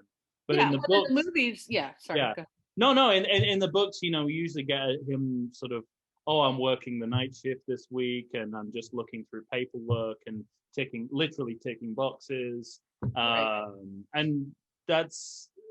and then M says, oh, let's, you got a mission. And then he goes off and does something exciting. Right. And you don't see like, if there is day-to-day labor in the office, you don't really see that. I mean, you see him in movies, you see him going and looking at his cool gadgets, that is it Q? It's Q. Q, right? Yeah. It does not exist in the books. Yeah, which is a shame, because I really like Q. But I love Q. Yeah. But in the movies, that's the extent of his office work, is going in and checking out his cool gadgets and his cars, and then sometimes torturing prisoners or in the cool dungeon. It's a fun office, and this is always like this sounds like drudgery. I mean, really, it sounds like he's at a really boring civil service job. Even like in the third story that happens too, where they're talking about, well, we'll get to that in a minute, but no, it's the same. You're absolutely it's like right. This, they describe the hallways as being really kind of drab and beige and kind of not very nice, and definitely not like the high-tech glamorous Starfall or Skyfall office where everything's chrome and it's all cool and they have nice views of everything, and it's just kind of this warren of ugly hallways and bad carpeting. Light bulbs are going off and on, And I wonder, you know, I think you might have put your finger on something which is really interesting, like how literature works differently from films. And I mean, as a as an author, I don't know whether it's something that you think about, but when I read literature that, you know, is working on a high level, I'm noticing that, you know, there's usually these big contrasts and oppositions working in a way that there isn't necessarily in movies. No. Well, no. Movies are like one experience, whereas kind of literature is like, you know, uh, we shift from one. Well, you just have so many dimensions in a book that you just can't do them in a movie in the same way. I'm actually I've been working for a year adapting my novel Anna Incognito to a script. I'm working with these people from LA called Pipeline Media, and at first I thought it wouldn't be that hard because I've like written every kind of thing. You know, I've written plays and I've written you know, sketches and books and all, you know, nonfiction stuff. So I thought, oh, it won't be that hard. But then, you know, when I started doing it, it was so different. And you know, there's so many things in the depth of the books. Even like if you compare, well, I mean, the Bond books too, but Harry Potter, for example, if you've read the books and you watch the movies, you see that it's like almost like a shadow of the book. You know, there's so much dimension that you cannot do, partly because you have to stick to like a 2-hour time limit. You can't, nobody sits for a, you know, 5-hour movie. And so you have to leave things out. But also just internal monologues and internal workings of characters you don't get in movies like you do in books. Although like these stories didn't really have that. There was not a lot of internal struggle or reflection or anything in these stories, really. I mean, I didn't see that. I thought I like one of the things that I appreciate in the books that never really comes up in the movies is the friendship between M and Bond. And it's not, they don't really make a big deal of it in the books, but I think in both these stories, just M is such an interesting character. And he's one of the only interesting things in the Living Daylights short story, because he's in this, he has this kind of conflict where he knows he has to send Bond essentially to his death, but he's not happy about it. But there's nothing he can do. There's nothing he can do about it. And I think that's a really interesting, and that comes up again and again. That's the basic conflict of M.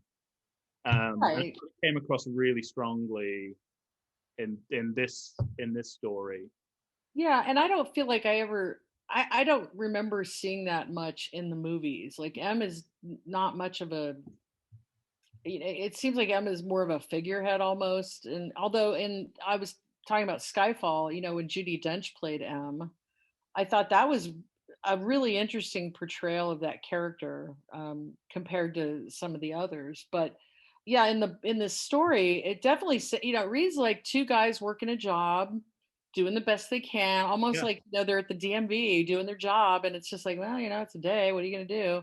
And it's just like, but you're spies. You know, it's supposed to be sexy and glamorous, but it's really not. And it probably in real life, it's much more like that than it is the movies. I bet. You know, not that I know, but I think so. I think one of the things that Fleming always works hard on is kind of is getting the base level of the mundane, even when you break away from it. Like he establishes that first.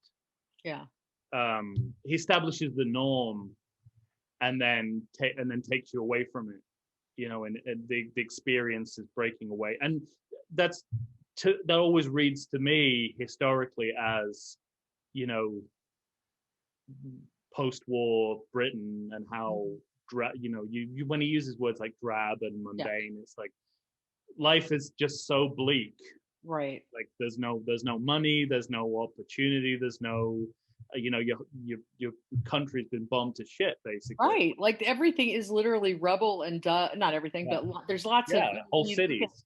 You think at post-World War II, it's just really depressing. It's almost like you know, East Germany in that gloomy, just we're getting through it kind of feeling. And that, you know, and that's well, it's kind of interesting the way he describes West and East Berlin as a similar yeah. sort of like, this is what World War II and the Cold War has sort of done to these historically big, great places. Yeah. And I kind of, I read back when he talks about West Germany, it's like when he writes about post-war Britain, it's kind of the same feel. Nostalgic and kind of, it's been ruined forever. It's like, I think it's kind of the feeling of, in a different way, but when 9/11 happened in America, it was a very similar feeling, like nothing's ever going to really be the same, because there was an innocence lost after that happened. And in the same way that in World War II, it was the same thing. It was like, well, it's it's not supposed to come to us. It's not supposed to bomb our churches, and we're not supposed to scatter into a subway tunnel or a tube tunnel and have to scurry around like that and scratch for food. And I think that definitely comes through in this story more than even the others. It's this, kind of, we're just getting through it feeling. Yeah. Maybe that's why I didn't like it. I don't know. It's kind of like a little like now, maybe not on the same scale, but the whole, we're just getting through it, trying to make it's kind of shot through. The story for me is kind of shot through with a kind of bitterness that is, I don't know, it wears thin quickly. And again, I think it's something that they actually spun gold out of in the movie version of it, because when, exactly in line with what you're saying in the story, when he says, fine, tell him that I fucked up, I don't care, let him fire me. Whatever, yeah. It's a little bit like, whatever. When he does that in the movie after, when James Bond, Timothy Dalton does that at the beginning of The Living Daylight, he says exactly the same line. He says, stuff your orders, let him fire me. And partly because of the performance and partly because, we've seen like 20 years of Bond being, sent out on missions and he's the government's man. He's just like, yeah, I don't care. Yeah.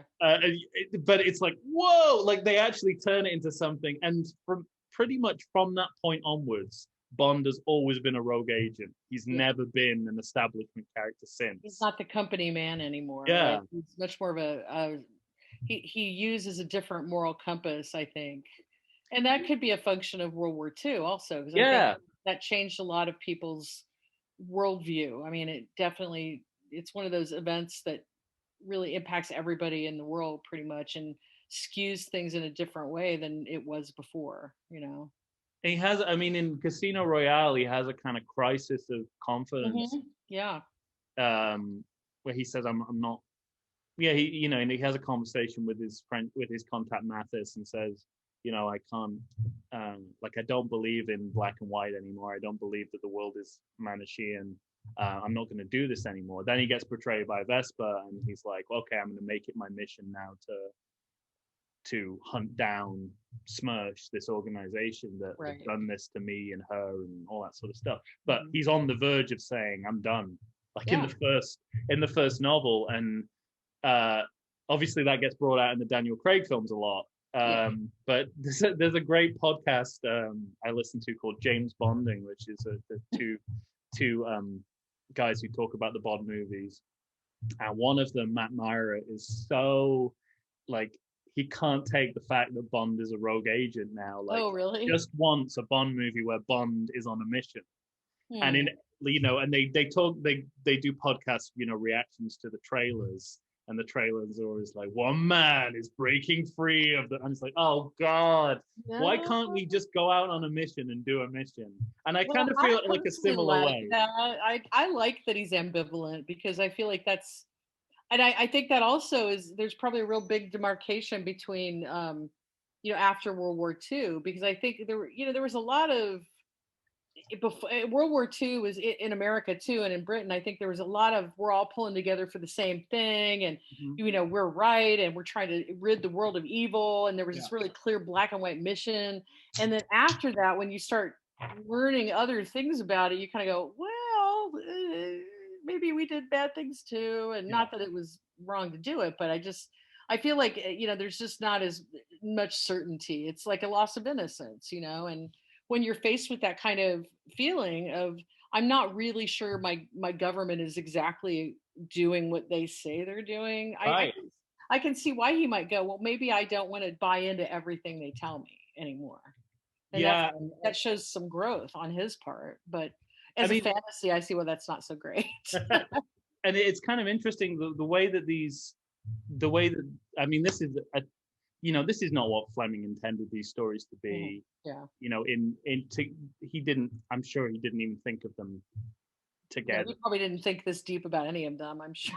Right, he submit them to magazines and they exist in their own world. But one of the things that comes across from each of them is that they're all about the moral ambiguity of espionage. That in each of them, kind of Bond has to make a right or wrong choice in an impossible situation. Right. And I get like one of the things that I really like about Property of a Lady is that we don't put too much of a point on that. We just kind of like, I think, he describes espionage as a chess game. It's just like this wheel's just going to keep turning again and again and again. And I really like that. Yeah. It's such a mature perspective. And I think that's, partly one of the reasons why, as with you, it's my favorite. Yeah. It's my favorite of the three. Well, and it was actually Fleming's least favorite of the three. I know, that's weird. I don't know why. Maybe he refused payment for it. Yeah, I think that's really interesting. Maybe because there's not the level of action or something. I don't know. I thought it was really interesting for a couple of reasons, but do you want to segue into that one now? Or? I guess so. I mean, I don't have much more to say about the Living Daylights. No, it was just kind of, it was a little bit drab and depressing of a story, really, and in some ways. But I do think in the way that you were talking about how it really shows his maybe not totally believing everything that he's told in terms of the missions, and I think that is interesting. Yeah, it gets there. I think it's done better in some of the other stories, and better in the movie that it's based on. Definitely, sure. Yes, definitely. So the Property of a Lady, it's. I mean, yeah, I like you. I didn't. I read that factoid about Ian Fleming that he refused payment for the story when he submitted it because he was so happy with it.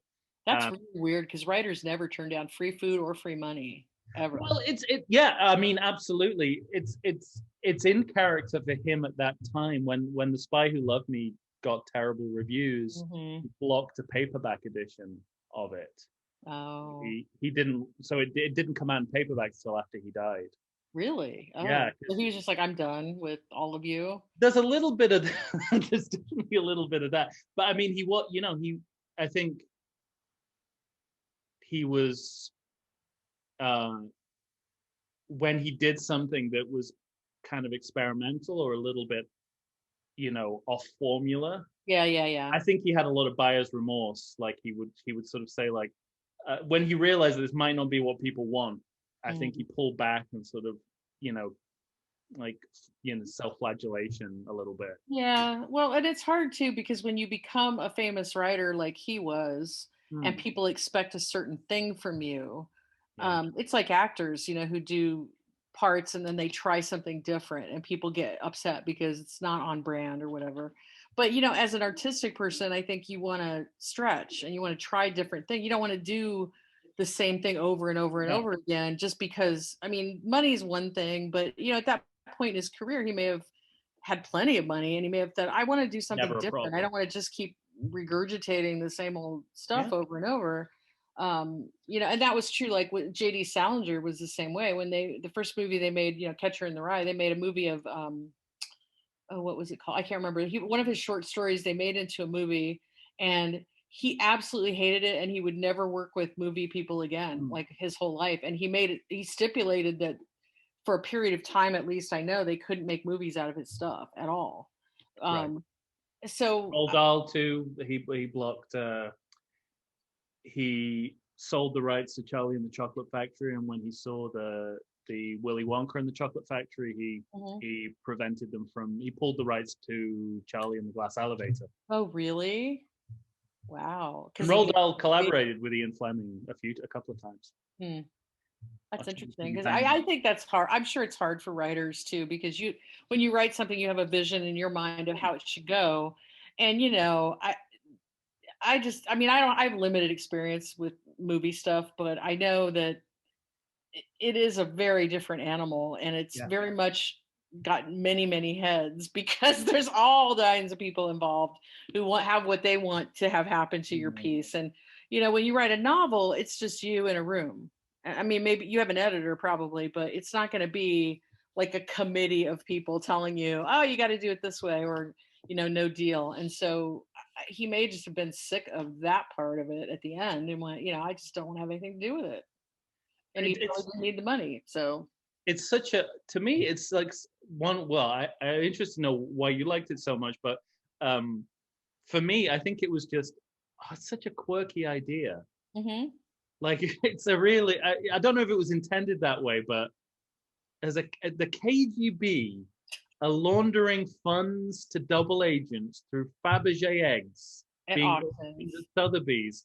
And it's like, as soon as I realized that's the point of the story, I'm like, this is fascinating. Like, why would you do it that way? There's so many ways that could go bad, right? Plus, you're spending a lot of money. Any other way you could do it, but that. Yeah, I don't know. It was very weird. That part was strange, and I kind of went, it's like shaving the gold off the brick. It's like, why would you do it that way? That seems like so much work. Come on. He seems so. I mean, I just feel like I'm interested in that reaction from Fleming after the piece is finished, because while I'm reading, I'm thinking he's really bought into this idea, absurd as it is. Like, it feels like he's playing it for all it's worth, and that's what I like about it. Yeah, I did. I like that. Although I had the same feeling you did, which I thought that is so cumbersome and so weird. And the other thing, I don't know if they really did this kind of thing, but the fact that they had this woman in their office and they're giving her this thing called the purple cipher that's like fake, and they're feeding her disinformation, but she's right there in the middle of the office. I was like, would that ever really happen? Because that seems really risky to do. And then they've got her stuffed in what sounds like a little broom closet down the hall. And that just sounded so weird to me and convoluted, but and it sounds like they've been doing it for a long time, right? Like in the story. Like she's been there a lot. Like you feel like they're going to have birthday parties for her in the break room. And I'm like, what the hell? How is she still there? And how has she not figured this out yet after all this time? She's wondering why they're singing the second verse of Happy Birthday in Russian. But... comrade. Oh, never mind. I'm doing Russian lessons. Nothing for you. I just thought that was very weird. Like, she doesn't seem to have any qualms about this at all. And she's interacting with other people in the office too. They talked about her having like some underling staff, I think, right? So I think I remember that there were other people in her little cubby that she was working in. And I just thought it was very weird. And then when he walks in and sees her and has this assessment of her, like, well, she's probably just an ugly duckling who's trying to get revenge, and that's why she's here. And I just thought, that is just such a weird assessment. If you're really doing high-level espionage for your government, that seems like a really not great call to put someone right in the middle. It's all the things. Because because I mean, obviously, I don't know what real espionage looks like. No. I don't know if Fleming really knows what real espionage looks like. We again, it goes back to, could be a fantasist, could have been the greatest spy of World War II. But even like in other espionage fiction, like double agents are just a huge thing. I mean, Tinker Tailor is all about and once you get him out immediately. Like, once you find the guy, it's like you send him back to Russia. you get rid of the mole. You get rid of them. You don't leave them there to play for 10 years, hoping they don't see anything really good. So this Yeah. idea that they're just dusting around her is just weird to me. That's what I felt. I felt like they probably had, like birthday parties in the break room for her, and she might trade fashion tips with Moneypenny or something. And I don't know. They went out for makeovers together, or but obviously not, because she was pimply and unwashed. So yeah. Well, quite, yeah, and it's sad that it all comes down to that.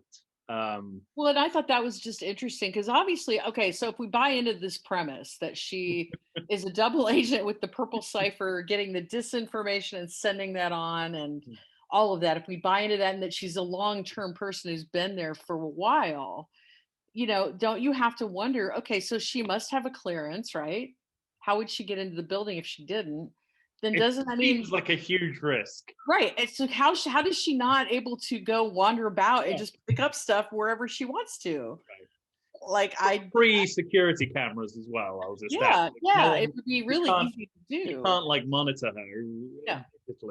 No, I thought that was very just really. I wonder, has anyone ever sort of fact checked Bond stories? Like, are there people who really are spies who've ever weighed in on this, or no? I mean, I certainly don't know, and it's usually kind of mixed. I'm trying to think of who's kind of commented on this. I've heard, because Christopher Lee is Ian Fleming's cousin. Oh, really? I saw a recent interview. The interview's not recent, but I recently saw an interview. Been gone for many years. Yeah, from the grave. Where he was and of course he was, played Scaramanga in The Man with the Golden Gun, so a Bond villain, and he said, "Oh yes, Ian was very much involved with he was on some high level missions," and that's his cousin, but it's also Christopher Lee, right, who's a celebrity who might want, to talk about something interesting with Terry Wogan other than, so it's always shrouded in this level of, and if Fleming himself, like, he would put all this knowledge into the books, but if he was ever asked about it, he'd say, "Oh no, I was just a brown sailor. I just sat at a desk and, made scenarios for 2 years. Just made things up out of my head." Yeah. So that's plausible. I mean, because I can't imagine this would really fly in any kind of real spy organization. Like, it's certainly people. I mean, biographically, a lot of what he wrote checks out in terms of people. Like, it's pretty much established that there was an M. Okay. That he was a retired admiral and all that sort of stuff. When there's definitely like these, super secret groups that work within governments, and I think we all know that happens, right?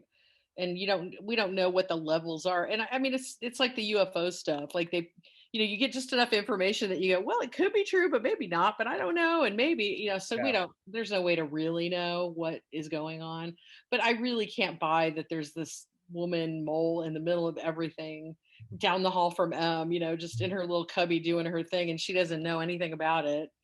That seems. You think it would have come up before? Like, I don't, like, this is the first time we've been hearing about her. Right. She's not a recurring. My feeling is that if there was a KGB spy down the hall for many years, in like, I don't know, From Russia with Love. Yeah. Or something, the chief of staff would have said something like, "Oh, by the way, don't say anything down there because that's her office. I'll talk to Maria." Yeah. They'll figure out what you'll figure out what your plan is if you say anything in this area of the corridor. Yeah, don't talk around her, or if she's in the bathroom, make sure you look. Yeah, it's just too many risks, like no. But I still liked it because I liked the whole. I liked the auction. I just love the detail of the auction. Because I've never been to anything like that. I've seen but living vicariously through. Yeah, it's kind of fun. I was like, oh well.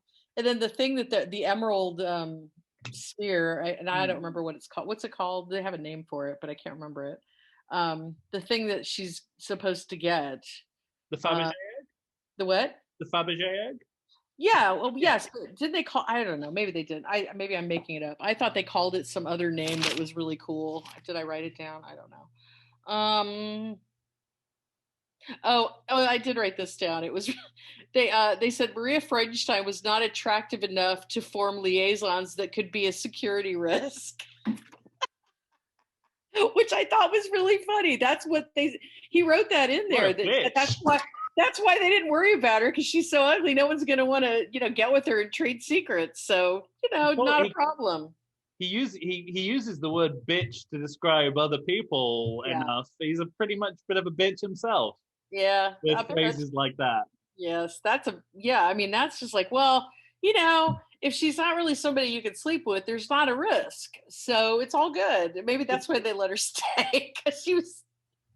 One of the things we talked about on the series before, and it comes across in I think all of these stories, is like not even casual racism, but like unprompted racism, or not just racism and sexism. Yeah. And it's like basically like Tourette's. It goes like it's the Chinese devious. It's like, where did that come from? I was reading about a fish.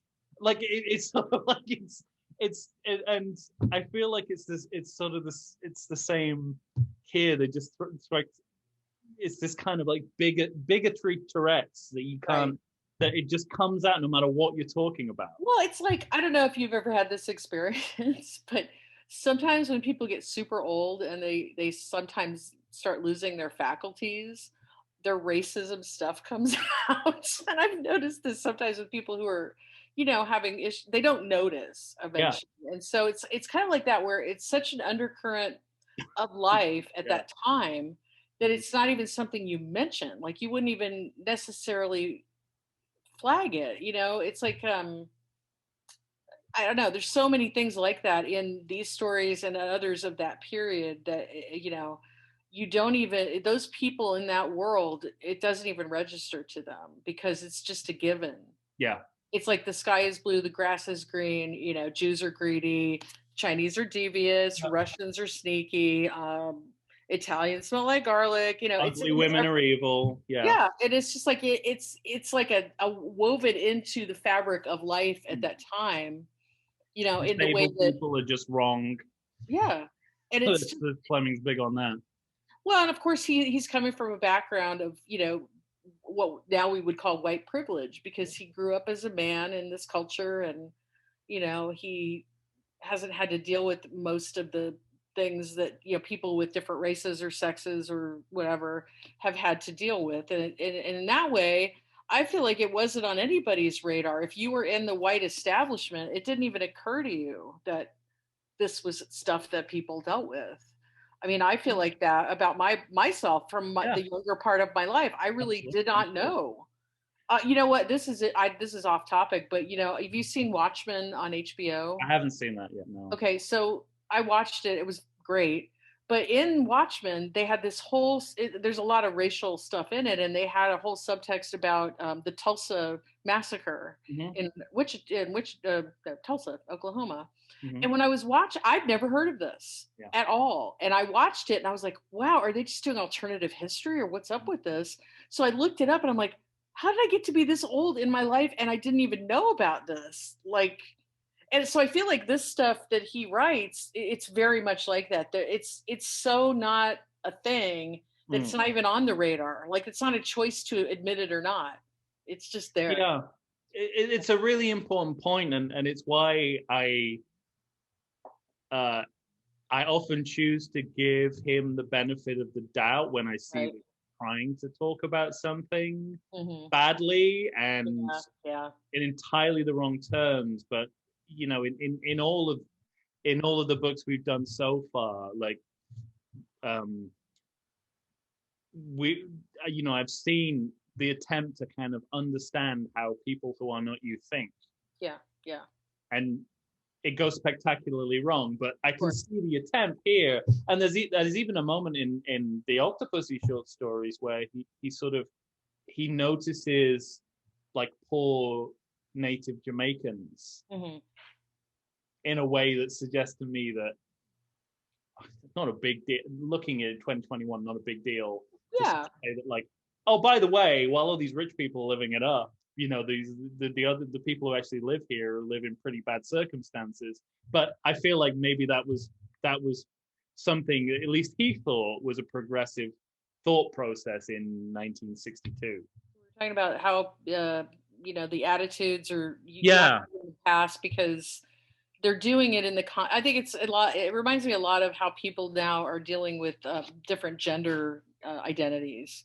Like, people are stumbling along trying to say the right thing, but you just inevitably say the wrong thing. And it's like, I'm sorry, I'm not trying to be offensive, but and we all just keep walking ourselves into mud puddles. And I feel like that's kind of what he does sometimes when he's trying to be compassionate or understand a different point of view. And we all inevitably do that when we're trying to learn new things. It's like baby steps, you mess it up. And yeah.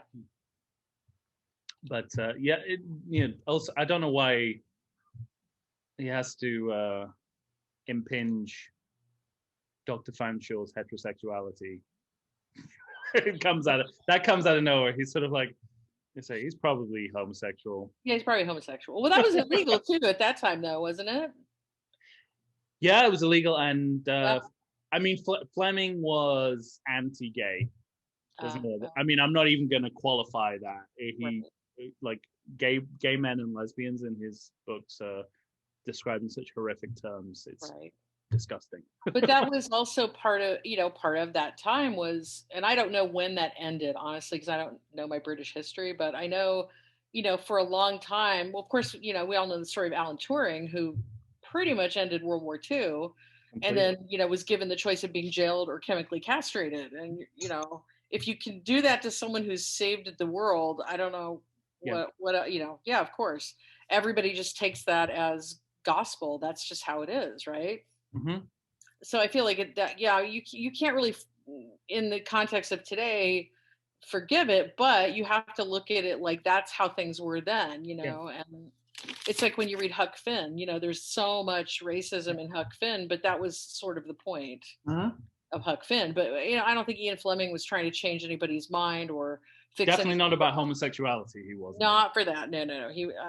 But that was a definite prevailing attitude. And I think that people who had children who were gay were probably very terrified, because if you had a gay kid, your choices were, well, you better fix that, or, they may end up in jail. So when those are the stakes, I can see why you wouldn't want to necessarily encourage it, like in your kids. But from his point of view, probably it was just an ignorance thing. Like he probably didn't know people in that culture because they hid it. Yeah, I think he had a particular issue with lesbians. I think he had some personal experience where someone he'd been romantically involved with. Well, that is disappointing, I'm sure. Yeah, it doesn't. It doesn't quite explain 12 books where the villain is a lesbian. It's like No, but you do have to look at it in historical context. I totally agree. It's like Woody Allen movies. I mean, to me, like I don't like any of the things that Woody Allen has personally done. I still like his movies, and I know that that's controversial too, because some people say, well, if you think he's wrong, then you shouldn't like any of his artistic stuff. And it's very hard to tease that out, I think.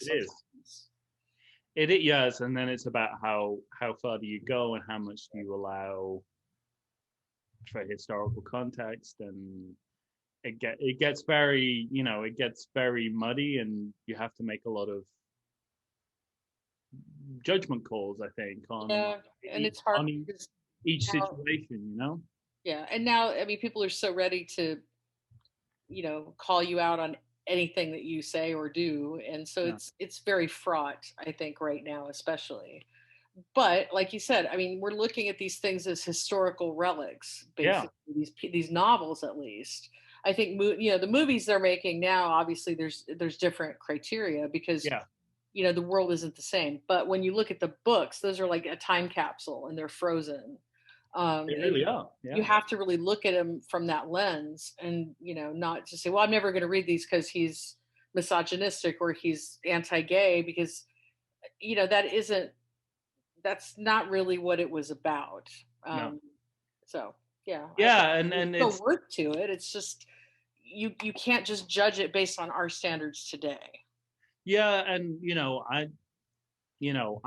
I'm a James Bond hobbyist, and that's what that's how I'm approaching this. But if I was asked, I would say Ian Fleming changed British literature. Like that, before him, crime literature in Britain was very kind of twee and inward looking, and through what he did was really to sort of, he was the British Raymond Chandler as far as I'm concerned. Like he took crime literature and turned it on its head. And that for me makes it worthwhile in a cultural sense. I also enjoy the books, and I enjoy what the character's done. Right, and it's fun to read them, just with that view too, of looking at it from the perspective of someone from that time in history, and reading it in that context is, it's a little bit like time travel, because it's such a different way of writing too than how people do it today. I was telling my son that we were talking about, like, I think Great Gatsby, and I said, Gatsby would never be published today. It's so slow when it starts, and it starts off with a character that's not even Gatsby for several pages. And now in publishing, it's like you got to catch people the first paragraph. We don't have time to get into stuff. We got to get people right now. And that's really, really true. And I think it's unfortunate in some ways. Our attention span has like been reduced to like that.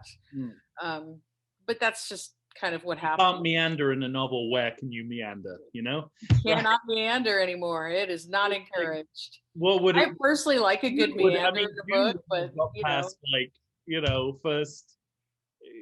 I mean, Frank Herbert's not one for brevity, right? I mean, it was a great book. How about James Michener? I mean, God, James Michener would never get published today. Have you ever read his books? I mean, I read them when I was younger. Like before I'd read a lot of things. I read many, many things. My 20s and 30s. Yeah. Because I was just like, I haven't read anything. I need to read everything. And I love Michener's books, but my God, you want to talk about someone who describes things to the nth degree. I mean, yes. But he would never get a contract today, ever. And probably Fleming wouldn't either, I mean, he would probably, they'd be like, well, it's not enough action. There's not, I mean, even though it's a much about fish. Yeah. It's like, we need to sexy it up a little bit. And, it's definitely changed. And that's what's kind of quite no, it's not. No one says you shouldn't be reading this, but I have it in the back of my head of like, I shouldn't be reading this. And then I sort of think about, and something I remember from Bill Nighy, the British actor. Oh yeah. Mm-hmm. He did the audiobook of the novel Moonraker. Oh.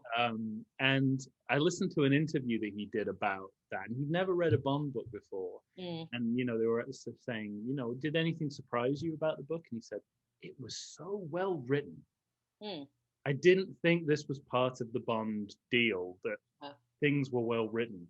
And that's exactly my reaction. Is like, I get from Bond books, I get that sort of, when I just want to read like a pot boiler kind of thriller. But I also get the like novelists who are going deeply into things, going down rabbit holes, like the the octopus stuff. So the auction, and it's kind of fascinating though, because you're going into this world that you would not find on your own. And it isn't just about the dialogue and the action. It's more, there's more to it than that, which I think that's part of why people like reading, because you do have the time and the space to meander like that. And you don't have that in a lot of other media. You don't have it in movies and TV, and, it's everything is very visual. It's all visual, obviously, because it's TV. But, it has to be, you have to get the payoff like right away. Right. So in that way, I really liked the auction stuff, and I like the octopus stuff. I found it really interesting. Yeah, no, I can see I think the way the octopus stuff ends up bothers me, but I like the fact that, well, I mean, in both cases, you know, it's like if you forget what you're reading for a second, you will be like, this is marine biology nonfiction. Right. Or it's and now I'm reading about auction house. I'm like reading an antiques book. What's going on here? How it works at an auction and how you can make a little movement, and it's like, yeah, I just it's done really well. Like I like that's the weird thing about it is, and I suppose it's all about context, but you know, I because he just goes all in. It's like, here's what happens at auction houses. Nobody knows the truth. I'm going to tell you the truth. What happens? Because it just I'm in. I'm locked in, and he makes a really nice comparison where he says the way that they describe the items that are being auctioned is like a menu. Right. And it's such a nice comparison. Right. And I you know, I think that, I mean, it's it's kind of a journalistic thing to say, I suppose, but I'm carried away with it because it's a really intelligent observation of like, they're selling it through words in the same way that, you know, a menu is selling your food through words. Right. And the way that they played it, you know, they played it on a velvet thing and light it in a certain way. What also I think it's important to remember too, that this was before people had access to constant media about everything. So this would, you know, you wouldn't be able to, I've seen movies where they have auctions, and you probably have too. North by Northwest is the one that jumps out to me. Like, which one? North by Northwest. Oh yeah. But you know, that whole vision of the people on the phones over here, and then the little people like this or scratching their. So we've all seen that, but at the time that these stories were written, that probably wasn't something anyone had seen. And if you didn't have the money to be in on those things, you would have no idea at all how they worked, right? Do you know what magazine this came out in? No. Playboy. Playboy? Really? Playboy? Wow, that really doesn't seem like a good fit. In fact, I think Octopussy to me, like that for a second, I'm like, that doesn't make sense. And then I think of that great, I think it's in The Simpsons, where I think it's Bart who steals a Playboy, and he opens it up, and obviously he wants to see the centerfold, and he's like, oh, an interview with Norman Mailer. I feel like, you know, like you would be like, oh, you know, I want to read some, read some soft porn. Here's a story about auctions and Fabergé. I'll read this.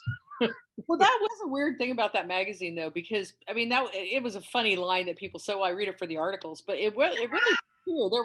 There were lots of really good pieces in that magazine. Yeah, like the best writers of the time. Yeah, like journalistic stuff, and so it is kind of a punchline, but it's really true and very weird to me that was juxtaposed with.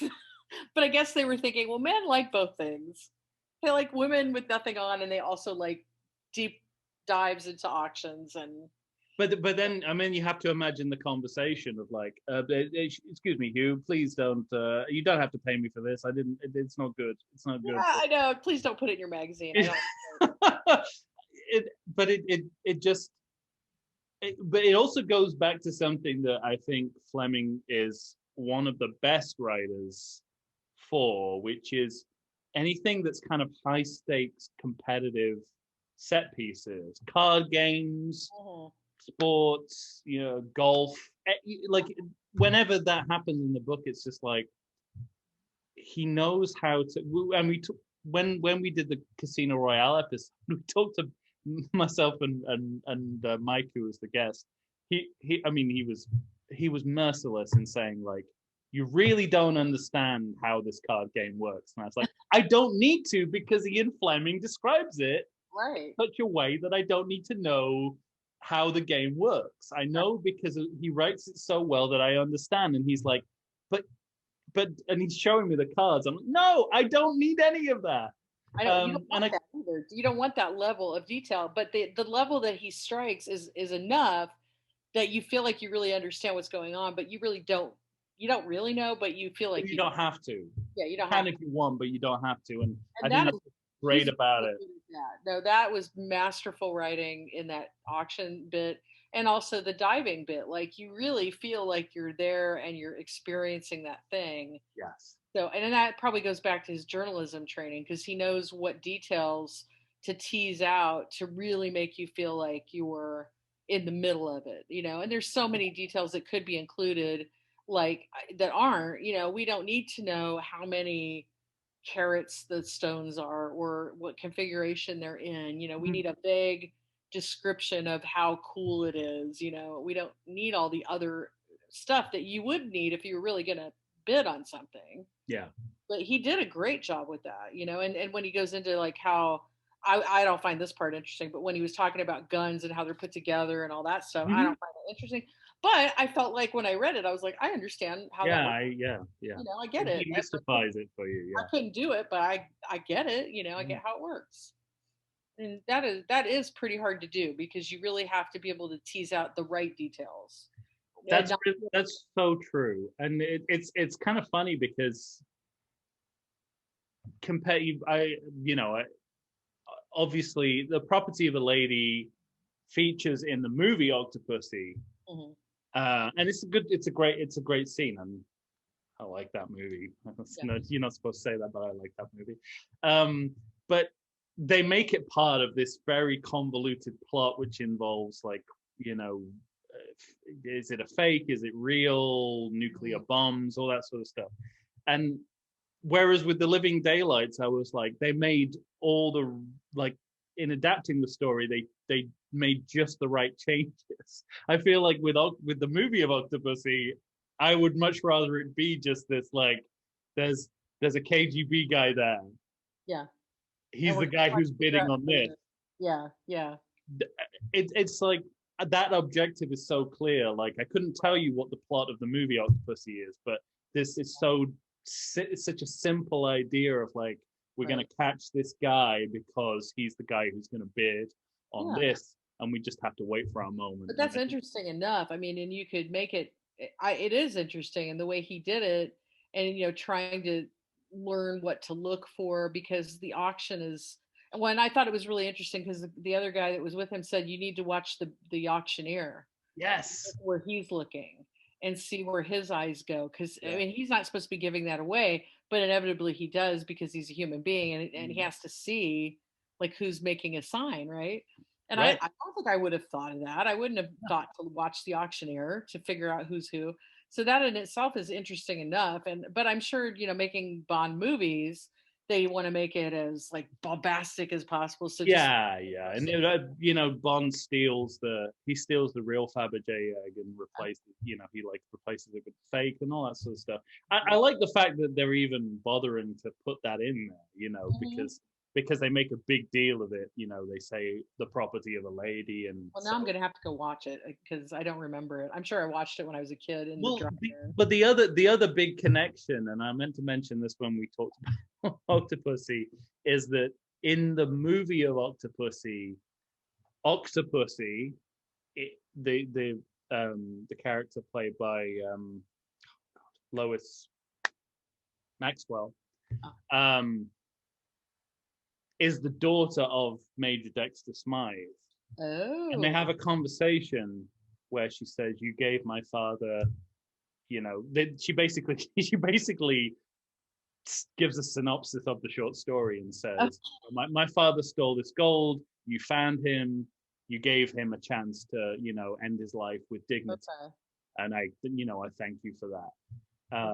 So, you know, so there's no point at which he said, you know, but then he went back and he went to go and feed an octopus and it poisoned him, and none of that is in there. No.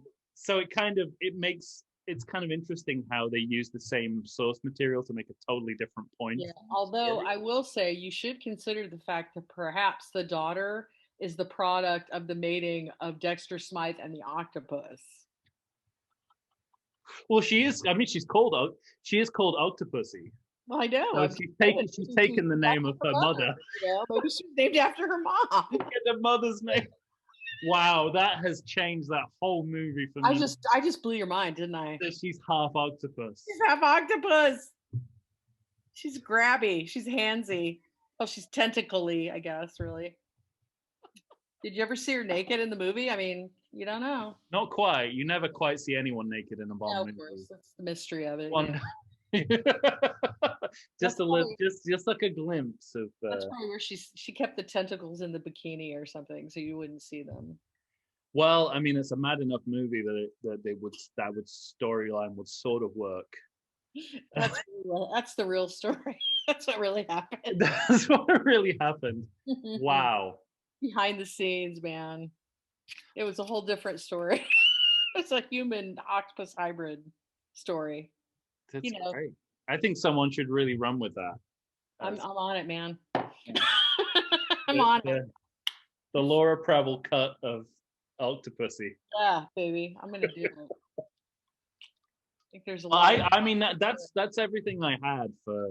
Okay, I think that's. Is there anything? I mean, I suppose the last thing to ask really is, do you think that Fleming was successful with the short story format overall? He doesn't normally work in. I mean, there is one other short story collection that he did, but most of the Bond books and novels, should he have stuck to that, or do you think short stories? No, I feel like it's. I think that he did a good job with them. I think like I said, Living Daylights I didn't love as much, but I feel like it worked, and definitely he. The way that he wrote them, they were they were finished basically. Although there's loose ends in all of them a little bit. Like you said, we don't know what exactly happened to Dexter Smythe, but that's also a pretty conventional short story thing. Yeah. You remember The Most Dangerous Game, which is like one of the most famous short stories.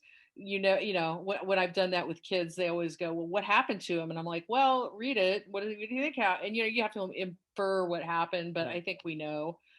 So in that way, the unexpected tale, Roald Dahl's Unexpected Tales are like that too, where he never says the thing, but you can infer it. Like Lamb to the Slaughter with the woman who.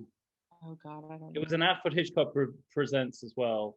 So it's about a woman who murders her husband with a frozen leg of lamb. Oh, that was that was God, who wrote that? There was there was a book I had. Do you remember? You probably didn't do this. We had Scholastic book fairs when I was a kid, and you filled out a little thing, and you got books eventually. And I still have it. There were Tales of Suspense. Yeah, that's Roald Dahl, I think. Maybe it was. I didn't know who that was at the time, but I loved that story where she hits the guy on the head with a frozen pork chop, and then she cooks it and serves it to the police. But at no point do they say. Is it that one? There's a Roald Dahl short story. Maybe I think it's in all of them, but he never directly says that. That's what happens. Like, and I remember doing that at school, and the teacher saying, "Okay, where does it say in here that she killed him with a leg of lamb, and where does it say?" It's not said. It's not stated, but you infer it, which is great for teaching because you can go, well, you see the fact that they're eating, and then I always thought, well, why are the police sitting down and eating pork chops with this lady who might have killed her husband? That's just weird, but okay, cool. So, yeah, I guess I don't. Well, they're British police. It's a little. I guess they're much more polite than the ones here. Yeah, they're just out for a free meal. Yeah, they're in the old movies. They're always giving them tea. I always, think that's interesting. Like I like to watch old movies, and they're always in the British movies. They're always sitting them down for tea. I do too. You wouldn't think it, would you? No, I wouldn't have thought. No. And the Hammer Studios movies? Have you ever watched those old ones? I love those. Really? Yeah. And the old Ealing Studios movies with oh my God, who is it? I don't remember. Peter Cushing, Christopher Lee. Cushing, and then also the guy with the cheekbone. That's Peter Cushing. Yes. Oh yeah, he's definitely the one with the cheekbones. Vincent Price a little bit, not too much. But yeah, I love all of those old, especially the old British horror movies. Those are my favorites. Yeah, which is all happening at the same time as the Bond movies as well, which is great. I mean, that kind of, I think of it as like the color revolution in British cinema of just like you know, we had our it wasn't Technicolor, but we had our like garish color. Yes, that's what Later, like Hollywood did it all in like the 50s and 40s, and we did it like in the 60s and 70s with the Bond movies and the carry-ons and the hammers and the, you know, we just had these beautifully horrible looking movies. And everybody always had things on that were like so like garishly the orange and fuchsia and green and just like oh my god, yeah, I love those. I agree. Yeah, I agree. Well, so that's all I've got to say though. But that's thing. It's so nice to hear that perspective on stories which I've read. Again, you'll not be surprised to learn quite a few times, and and I see them in a brand new way now, and I will be definitely looking out for words that do not exist in the English language. I'm a kind of a word collector, so I'm happy to know that funkhole is really a word because now I'm going to use it. Yeah, I mean it's like, you know, it's like if it makes sense in context, I just kind of skip over. If you look, next book I write, you better look because there's going to be a funkhole in there somewhere. So big question: Would you recommend this book to other readers? I would, with the caveat that you have to look at it viewed through the lens of the time it was written. Great. Yeah, no, it's perfect. I mean, it's so this is again, this is just a little bit of a tangent for us to wind up on, but so I think it is close by. I don't think it is close by, but several years ago, I'm a big fan of the Tintin book series, the Tintin comic books.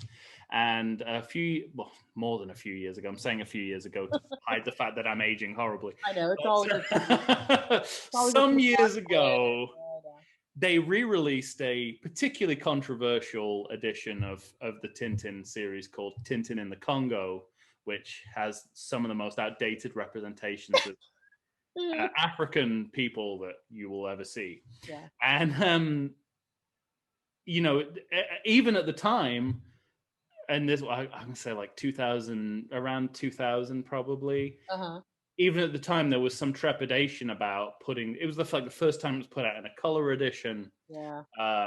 First time it was ever mass published, and they put this little wrapper around it, like a thing that, like a wrapper that. It didn't say it. I mean, yeah, and I immediately thought pornography. Like, you know, top shelf. You can't quite see the book. It just this kind of wrapper that went all the way around it, and it was. It didn't say like. It didn't say on the. Did it say? I don't know if it said on the wrapper. Warning label on it, like it was a warning. It was a warning label, but I don't remember whether it was on the wrapper or not. But the implication is like, you know, don't let a kid open this up without a parent being there to go. You know, this is it's not okay. And then the other day, I walked into my living room. My son, like. Because I've introduced him to Tintin, like the TV series, and I've shown him because they're all my old comic books, right? But I've kind of kept, I kept that one back from him. But he saw that it was a Tintin, and he was opening up and like going, la la la, read this to me, and I was like, wait a minute, this had a wrapper on it. How did he even get into it? And I look over, and the wrapper's in shreds. Like he's just taking it off like it's a ribbon on a piece of like a present. And he's like 4, right? You said. Yeah, he's nearly 4, and I was just like, and did it really? It didn't. And I was like, I have so many mixed feelings right now. Like I feel like, you know, it's like it's like you just went for it and you read it, and I can sit here and I can tell you that's not okay. This is not okay. But it just made me think of that, like like access to something without someone going, you know, but this is it.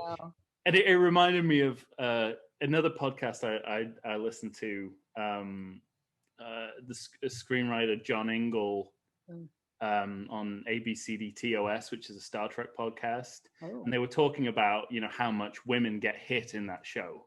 Oh. In the original Star Trek series. And he said that he was watching Goldfinger with his son, who's a little bit older than my son, and he saw him like slap a woman, and Sean Connery slap a woman, and he turned and he said, that's not okay, right? And the kid's just like, Dad, I know, God, like total teenager, like, I know. And he's just like, he spent this movie going, that's not okay. This is not okay.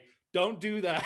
And the kid is just like, it's so hard. It was so much easier. Know all these things. Yeah, it was so much. Like my parents who took me to see Barbarella, no warnings, no nothing. It was just like, yeah, you'll be fine. It's like we didn't have seatbelts, we didn't have bike helmets. We all made it. We're fine. But my parents kind of tried a little bit. I mean, they put up a good fight because I was so into movies when I was like a teenager, but they were movies that were way beyond what I should be watching. Like, I was 12 and it was Goodfellas, Blue Velvet, all these classics. Oh my God. Yeah. And so my parents were like, said, okay, you can record these movies off the TV, but we have to watch them first to vet them to make sure they're all right with you. Do you know what I did? What? I recorded so many movies that they couldn't possibly have the time to watch them. They were like, we can't watch. I just wore them down. So eventually it was just like, I was like, Dad, have you watched Goodfellas? He's like, no, I haven't. Just watch it. Go ahead. Just fine. It's fine. We trust. It's like, I just recorded literally everything I could find. That's a great cover. I knew what I was doing as well. Like I knew they wouldn't have the time to watch it. I just like blitz. So I ended up seeing Goodfellas at 12, which is not good. But well, you turned out okay. You haven't killed anyone, have you? No, I haven't. No. And I've been exposed to a lot of media culture that discusses that very subject. So it must not be a direct one-to-one. I don't think it is. I think that was a big thing for a while, and I think people kind of realize, kids are smarter than you think they are, and they just because they see it doesn't mean they're going to go out and shoot someone. So I think we're good. I mean, from my perspective, it was just like, this is how much of a kind of cinema nerd I was at 12 or 13. I was just like I really need to see Goodfellas because there's a really great tracking shot in there. I'm not thinking about I want to see people get shot and get knifed and drugs. I was just like, how'd they do it? And I hear there's a reference to the Great Train Robbery in there, and I want to check it out. So you were a little baby film geek, weren't you? That's so cute. Oh, and it's all ended up here, but that's great. I like that it ended up here. I really I do. I liked this. It was so much fun. Because it was so much fun, and it's so. I know, we're friends and we're colleagues and we know each other through acting and everything. But to hear like an author's perspective is something really amazing, I think, for because up to this point, I think the guests we've had on who, the geniuses in their own fields. Yeah. I've kind of qualified having them as guests by their ability to tolerate me talking about James Bond. How long can you handle it? Yeah. But I didn't know with you, but I knew, oh my God, like someone who's written a literary series, someone who's able to like talk in an informed and, interesting way about literature. Not that those people didn't at all, but no, I know. I'm not saying anything about that, but I was, Mike's heard me talking about Bond for a while, and he doesn't glaze over until about an hour. So no, I thought it was really, really interesting, and I do, like I said, I watched a lot of the movies when I was a kid. My dad liked them a lot. Yeah. So I have a kind of, but I don't really know the books, so now I'm going to go read some more. So you've inspired me to read them. Good. Well, if that's the least I've done, I mean, you've already read two of the best, so yeah. I have to reread because I don't remember. That's the great thing about getting older. You redo things you did before and you don't remember that you did them. So it's like new experiences, like goldfish in a bowl. Yeah. Well, it's not, for me, it's not even an age, well, it is an age thing overall, but I guarantee it, there's an episode of The Handmaid's Tale I've watched 3 times, each time thinking it was the first time I've seen it. Yes. I've had that experience. It's like, I think it was like the beginning of the third season, and I didn't realize that the scene is like a fire scene in that with the Boomtown Rats comes on, and every time the Boomtown Rats I Don't Like Mondays comes, I go, I've seen this before. You don't recognize it till the music, right? You're like, I just keep setting it at the wrong place, and I've never gone past this point, you know. Well, and it started in the middle to get all the same, like it was just torture-y all the time. I was just like, I don't know if I can handle this every day, but I did watch it all because the last season, the one they just had, was really good. But there was one of my favorite books, so I will be going back to it. Yeah, I love the book. And I didn't read. Did you read the other one that she wrote? I haven't read that because she wrote another one recently that was. I don't know if it was a sequel. I guess it kind of was, but I haven't. It was in universe. I've not read that one. Yeah, I haven't read it, so yeah, I kind of don't want to. It's like when Harper Lee came out with another book for To Kill a Mockingbird. I didn't read it because I was like, I love To Kill a Mockingbird. I don't want to spoil it. You know, it's interesting. I mean, it's so interesting in comparison to someone like when we did, Casino Royale, and it was so interesting to things like this. If you put yourself in the mindset of him writing it in 1952, you'd be like, what if this was the only Bond book? What if this was the only thing that was ever written involving James Bond? And it's just so interesting. Like, once you move outside of that, it becomes a whole different ball game, I think. Yes. Oh yeah. But this is, speaking of On Her Majesty's Secret Service, I forgot to mention we are in the Teresa de Vincenzo Memorial Library here, and there's a photo from her service. Oh, cool. It's a specialist library.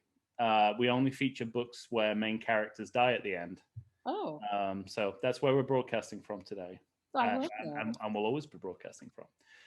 Well, as Ian Fleming said while scrambling eggs, that's all, yolks. It's a good one. I wrote that earlier. So bad. Well, thank you for having me on. I hope I made the club. Oh, well, I was just going to say, your membership card's on its way, and all further membership dues will be laundered through Fabergé egg auctions. Sure.